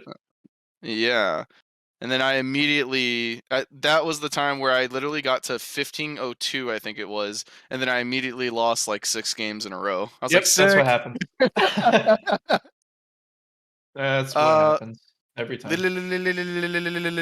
He says, so Frosty, budget Asmon Gold, parentheses, Baldo, ... True. Wow. Damn. Michael Stee Like, that's real says, budget. Frosty is video Asmon confirmed. Super. No, someone complained about my Reddit post. I read it, I think, at the end of that podcast. Yeah. But yeah, someone said something like, I don't know, like, Frosty, stop trying to write this long post and being a Baldo Asmongold or something like that. Or a budget Baldo Asmongold. I don't know what the hell it was. It was fucking hilarious, though. Lujitsu says, all right, enough is enough. PA is handing out damage and accuracy to so many classes lately. What's up with that? If they're gonna do this, then all rat classes should be able to hit like Musa and Meiwa. Drakania needs her damage toned down for being tanky. Striker and Mystic needs their damage slightly nerfed for how tanky they can build and still kill 90% of players. I've been waiting since reworks for Awakened Ninja to get some buffs, going on almost 8 months now. And then a few weeks ago, Suck got damage buffs. What the fuck is this game? LOL. Please send help. Crazy how at 309 AP Kudum, 925 accuracy, I struggle and sweat so hard against Striker, Mystic, Musa who build evasion / tanky, and then they can still 2 to 4 shot me at 385 DP. I don't know the fix, but they gotta fix it. What Is class it- is he up? Awakened Ninja. Go ahead, Nash. No, that's all I was asking. His point's been made. Yeah, I get it's hard. It's weird though because like I don't know. Awakened Ninja's one like with full gear. I can understand an accuracy argument for Awakened Ninja. You could make an argument, but I don't know. Like with full gear, it was pretty good. I'm not really sure what, but I guess I'd be curious what exactly he would buff on Awakened Ninja. If he could buff something. And lastly, we have Sui says, hi Nyashi, enjoy it while you can. Naisha, can you tell me 3 to 5 things that Meiwa can do better than Musa? Parentheses, please don't follow up with if, but, or maybes. And don't say she looks better. Please respect our time. I think no matter how much Meiwa gets buffs, the wife always wins. As a newly rerolled wife Meiwa, always wins. I am having so much fun. Therefore, I would also follow the script and say these changes are QOL, nothing too significant. Wink, wink. Actually, wait, rink, rink, actually. Also, I want PA to change the AoE size. No more cone-shape AoE, please. Just let us hit the mob from Africa. I was listening to Armin on Frosty's stream saying that a low APM class should never be as good as a high APM class. My advice would be, don't work hard, work smart. E.g., say that you spent 100 plus hours grinding for a pin disto. Someone from your guild just one-tapped that at the same time your order went through. Believe me, no normal individual would want to be you. High APM sadness. As a fellow Meiwa player, Nyashi, I really look forward to an updated Meiwa guide. Until then, stay safe and play smart. I just did one back in fucking March. Man. This workload is insane. You could probably just take that video and just add in how to use Frostflower. Yeah. bam. Well, it's not just. I mean, Frostflower's damage is insane now, so I got to do that. It's but, basically when you trade it directly into Searing Slam, the poor Musa loses. You know? Yeah, even though they have super armor, for some reason they get KD'd. Yeah, maybe But if they have a grab class with them, they can actually beat a Meiwa. But until then, they can't. Wait, so they wanted me to name 3 or more They things. say try to name better? 3 to 5 things that you feel Meiwa does better than Musa. If you had to name some things, what are something you think Meiwa's better at Musa than? Well, we have better forward guards than Musa. Mm-hmm. So we can theoretically trade better in some scenarios. However, we are cone based, so with positioning and AoE Musa can do that. He said, didn't they say no buts though? Shit. Yeah, he This is said difficult. no if but or maybes, and you skipped over I've that with already- a however works. He didn't say no however. Yeah, he didn't say that. So I'm okay. I've actually followed his rules. What else? Oh wait, someone in chat says, isn't Maywo's slow debuff easier to land? Yeah, is it easier to land than Searing Slam? Actually, yeah, because we have more of them now. All right. So, Sounds like Miwa needs to get nerfed. and then sideways movement. Musa doesn't have that. We have Sleet Step. They don't. They're all jealous with. They're all agreeing with jealousy right there with that one. Yeah, busted evasive arrow. What do you mean? We have this. All right, They Nakani have the did it same for thing. you. He said better catches, better accuracy, better damage. Do we really have better catches? I don't know. Searing Slam. That's all you really need. Ultimately, let's be real. Nayashi's Um, slowly. Nayashi's just slowly turning into Nice Assassin right now. I No, mean, no, I don't not. know. I guess I'm you can literally make an giving argument. legitimate answers. Sleet Step is sideways movement that Mooses do wish they have. Better accuracy is Um, guaranteed. Better damage on like a single target in a combo, I think, is also probably pretty obvious. But then Yeah, the catches, I think you'd have to go class to class in matchups because Searing Slam Yeah. is just so good. it's too good. And if it, It's way too good. or if Searing Slam was like a longer cooldown, where it's like, yeah, but we have to rely on these other catches while it's on cooldown. We are better at getting ignored majority of the time by patches. It's just recently we got a lot of love, so we are Uh-huh. better at that. I still don't- think I mean- think this version of Maywa is overall nerfed compared to pre-rework Maywa. Am I right? Where all my Maywas at? No, this is better than rework than post rework, but before they nerfed. I think this version is better by a long shot. All right, we're done here. I think. Right? Well, it certainly Ready to must get out? be. It certainly must be more fun since you're not playing New World. True. Big true. Well, I mean, I came back. Well, What's I mean, New I came World back to, Steam charts like? Oh, look, Ooh. from what I understand, not good. Let's see. Really? Is it not? Dude, the sad one. I mean, nothing's gonna be as bad as Elion's rough right now. Okay, so New World is averaging 21,000 players, or no, 12,000. that's good. 12,000 players in the last 30 days. Oh, okay. Well, 12,800. I mean, that's not still bad. good. That's still It's good. actually not bad. Is it still good? Is it still good? I don't know if it is Yeah. still good. It doesn't. It seems not good. It's a lot better than I No. thought it was. I Yeah, mean, what's the all-time peak? What's the Well, all-time the peak? thing is that's crazy about it is it's okay. So for whatever reason, Steam BDO is separated in SA and Yeah, we don't know the true numbers with BDO. well, not just that. It's not just separated like SA or like client to non-client, but it's also separated SA and Black Desert. So if you combine South America and normal Black Desert Steam numbers, they're averaging around 16,000 players, whereas New World's averaging only 12,800, and that's only the Steam version, not the normal client version. So when someone says better than BDO, I don't know why you'd think that. Oh, Ellie brings up a good point. Look at Lost Ark. Wait, hold on. Ellie, before we get to Lost Ark, we have to just refresh because we did this before stream. We got to look at Elion. The other, Yeah, for anybody who missed it. Elion is averaging 170 players in the last 30 days. That's so sad, dude. That actually makes me feel sad.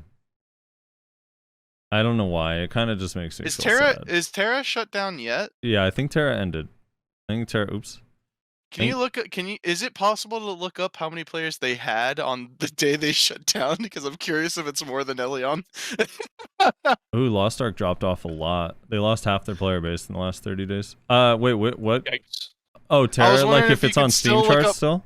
Yeah. If we can look up to see if it had more players than Elion does before it got shut down, I'm curious. Oh, I don't know which one is the right Terra. Let me see.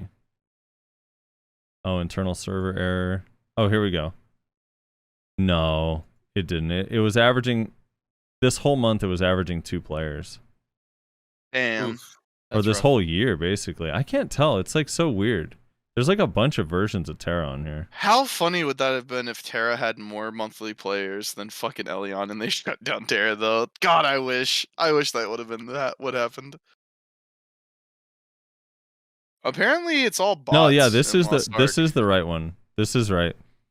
Yeah, this almost for the last year they've been averaging on Steam. All right, in fairness to Terra though, Terra wasn't a Steam game for a long time. Like originally I didn't play on Steam. I played through the normal Terra launcher as well. I don't know when it came to Steam. Apparently in 2014 is when it first got Steam players. 2015 it looks like it officially released on Steam. In May 2015. But I played Terra back in 2013, so it was out for a few years before it came to Steam. But yeah, no, it's sad to look. It literally was averaging 2 players. Wait, where's Shadow Arena? We gotta do Shadow Arena now. Yeah. Oh no. All right. Hey, Shadow Arena had a slight uptick on the news that it's shutting down. They're averaging 6.9 players this last 30 days, up from 6.3. They're trying to get their last little glimpse of it before they realize it's gone, right? Dude, this game died so fast. Yeah. In May 2020, its peak was 1850 players. And then in June, 350, and just literally steady decline from there.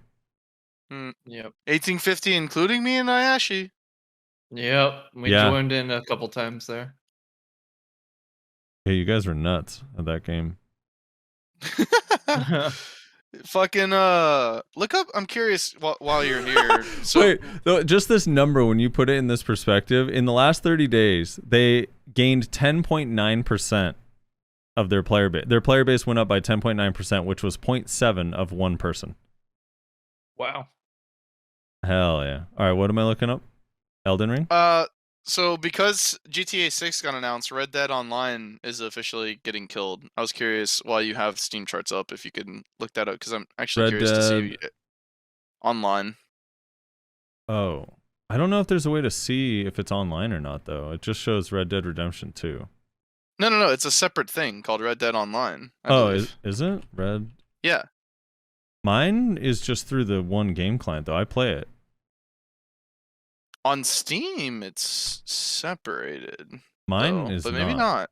Oh, I see. There it is. Oh, it's separate. It's separated on the Steam charts. That is weird. Yeah, it's separated on Steam too. Yeah, on Steam it only has 2,000 players in the last 30 days, which is up from 1,700 the month before.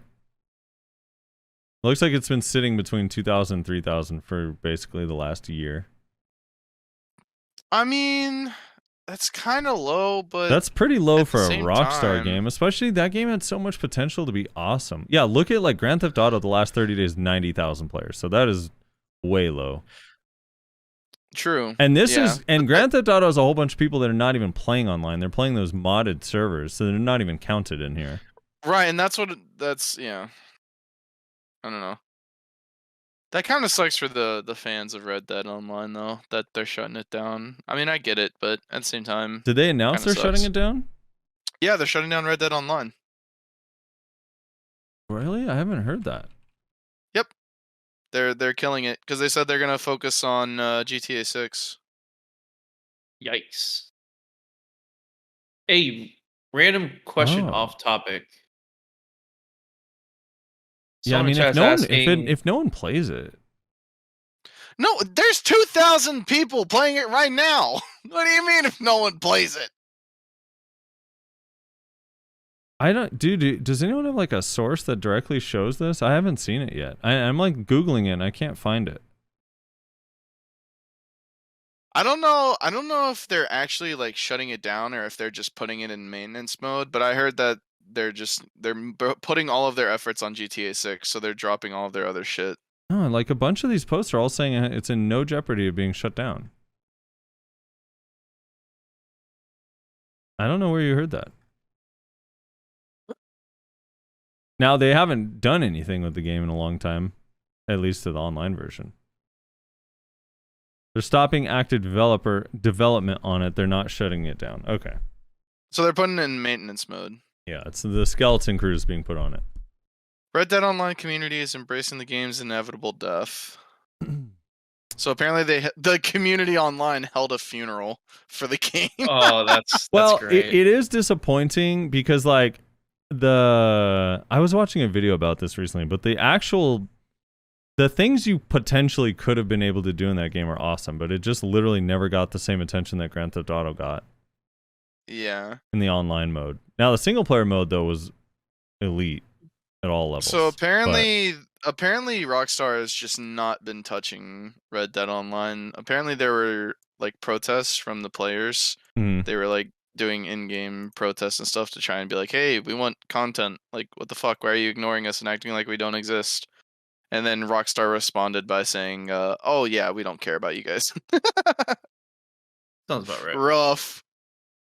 Dude, GTA on Steam is actually doing incredibly well relative to its history. Like, so it's had a few months in 2020 where it had 100,000 plus players, and then a couple random months where it's 100,000, but its average is like really steady at 80 to 90,000. Like, it's never really been, like, it's had months that are lower, like November 2019 only had 68,000. All of 2019 only had like 50 or 40,000. Now it's last 30 days 90,000. It's kind of crazy. Yeah.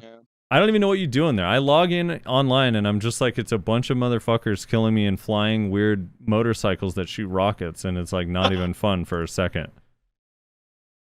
But what if you were on those motorcycles? maybe the missions are fun. I never get into them because I'm just like, I have no idea what I'm doing and I feel like I'm griefing. Anyway. Random off-topic question. Yeah. How is Awakened Lawns PvE nowadays compared to, say, like Awakened Musa? Awakened Lawns PvE is much better than Awakened Musa. What about Suck Musa? It's worse than Suck Musa. Suck Musa right now is the single best PvE class in the game. Yeah, At most spots. That was my same response. I was just curious because you're a little bit more in line with classes PvE. You keep a little bit better eye on it than I do. Yeah, let's talk about this tier list. So let's say Drac Awakening comes out the end of this month. Not let's say, that is what's happening. But so Drac Awakening comes at the end of this month, and then what do we give it? A couple weeks to see how it plays, and then should we plan the tier list? Like maybe we set a date mid-August. I think that's fine. I mean, we're way overdue for putting one out, but it's just because we've been waiting for the Awakening, so I think we shouldn't delay it too much longer. Although we know the moment we do the tier list, they're going to put in a patch and dramatically change that kit in some way, shape, or form, and then it's going to be like grossly off in some form or fashion. Yeah, it will be, but you know what? It can't really help that. Also, like, should we? How are we doing it? Are we going to divide it like PvE and PvP? Are we just going to do PvP? Like, how do you want to? How are we even considering doing the PvE? Are we going to consider AOS now too? Like, that's the thing. I kind of hate I don't like overall grades that include PvE because it's so. Yeah, it's vastly different. Yeah. I personally feel like we should split it up. Like at least the PvE, PvP. But yeah. The other thing is, like, when AOS becomes an active thing again, we're probably going to want to do another evaluation. Yeah, that's why I'm hoping by mid-August we have AOS, so we at least get a vibe with Awakened Drac and some of these class changes we've got. Yeah. Because, from now on, as soon as AOS becomes, like, a constant feature in the game, I'm just going to start evaluating patch notes based on how that will potentially impact AOS. Someone said do like that guy from YouTube and just do Awake plus Suck plus PC plus console. He forgot to add plus mobile. Just count all of it. Someone said we were watching this tier list, Rez, that's like just horrendously bad. And one of the comments is like, does this include BDO mobile? And then he's like, yeah, it's both PC and mobile. And it's like, how do you do? You can't. A tier list just for two totally classes? different games. It doesn't even make sense, man. None of the games are the same. Yeah, it's fucking weird. That's bizarre as fuck. Is there a class in Final Fantasy 14 that has the one wing? Isn't there? Like the one dragon wing? A lot of people have been referencing that. I don't know what the class is itself, but isn't there a class in FF14 that has like the one Dragoon? Is it Dragoon? I think it's Dragoon. Oh, it's armor. Okay, so I'm gonna when we do the tier list, I think we should factor in how good Dragoon is in Final Fantasy 14 to our Awakened Drak tier list. That's a good Since point. we're just I think- combining games, fuck it. Yeah. No, I think we should also consider whenever we talk about Awakened Berserker, we also have to consider both Samus and Mega Man as well. Actually, True. What is the name of that League character that uses the chakram? oh Kiana. Kiana. We should yeah. factor Kiana in as well. Yep. Nope. Good point. Good point. Very good point. I think we should also. We're gonna have to do some extensive research, but we should go and read the entirety of Berserk, so that way we can give a fair rating to Awakened Warrior. Yes. You know, that's actually I like that. And how busted Cloud is in Final Fantasy 15. I mean, Final Fantasy 7 Well, remake. While we're grading, the Berserk aspects, we have to take off points for the type of animation they decide to go with for the newer line or the newer season. Well, it's not new anymore, but Well, I saw something the other day. I meant to link it to you guys. I just completely forgot. See if I can find it. People in chat are losing their minds. They're saying some strange things now. Elms for Fun said Tifa has the best weapons that she carries under her top. Jesus. Oh yeah, we have to do oh my god, what is the wolf character's name in League? Warwick? Warwick. Yeah, Warwick. I think Suckzerker and Warwick, we have to kind of combine those. True. And Good point. Good point. Good point. Warwick's pretty nasty too. And he mobs well. Isn't he a pretty good jungler? That's his main job. Yeah. I mean, isn't he like pretty top tier? I don't know. I don't play very much League anymore. That would be a question for Nyashi, who's a Nocturne Wait, what? user. Are you back to Smite? Nocturne? Dude, he is No, a I've been playing a lot Nocturne of Apex Legends recently. Actually, I think Nocturne basically sums up Maywa. You dive in, you either one shot or you get one shot. That's pretty much it. That I agree. And That's how pretty much Maywa's mobility combo is basically an auto attack and Nocturne just auto attacks to kill you. So that's kind of similar too in different ways. I guess. We'll go with it. We'll allow it.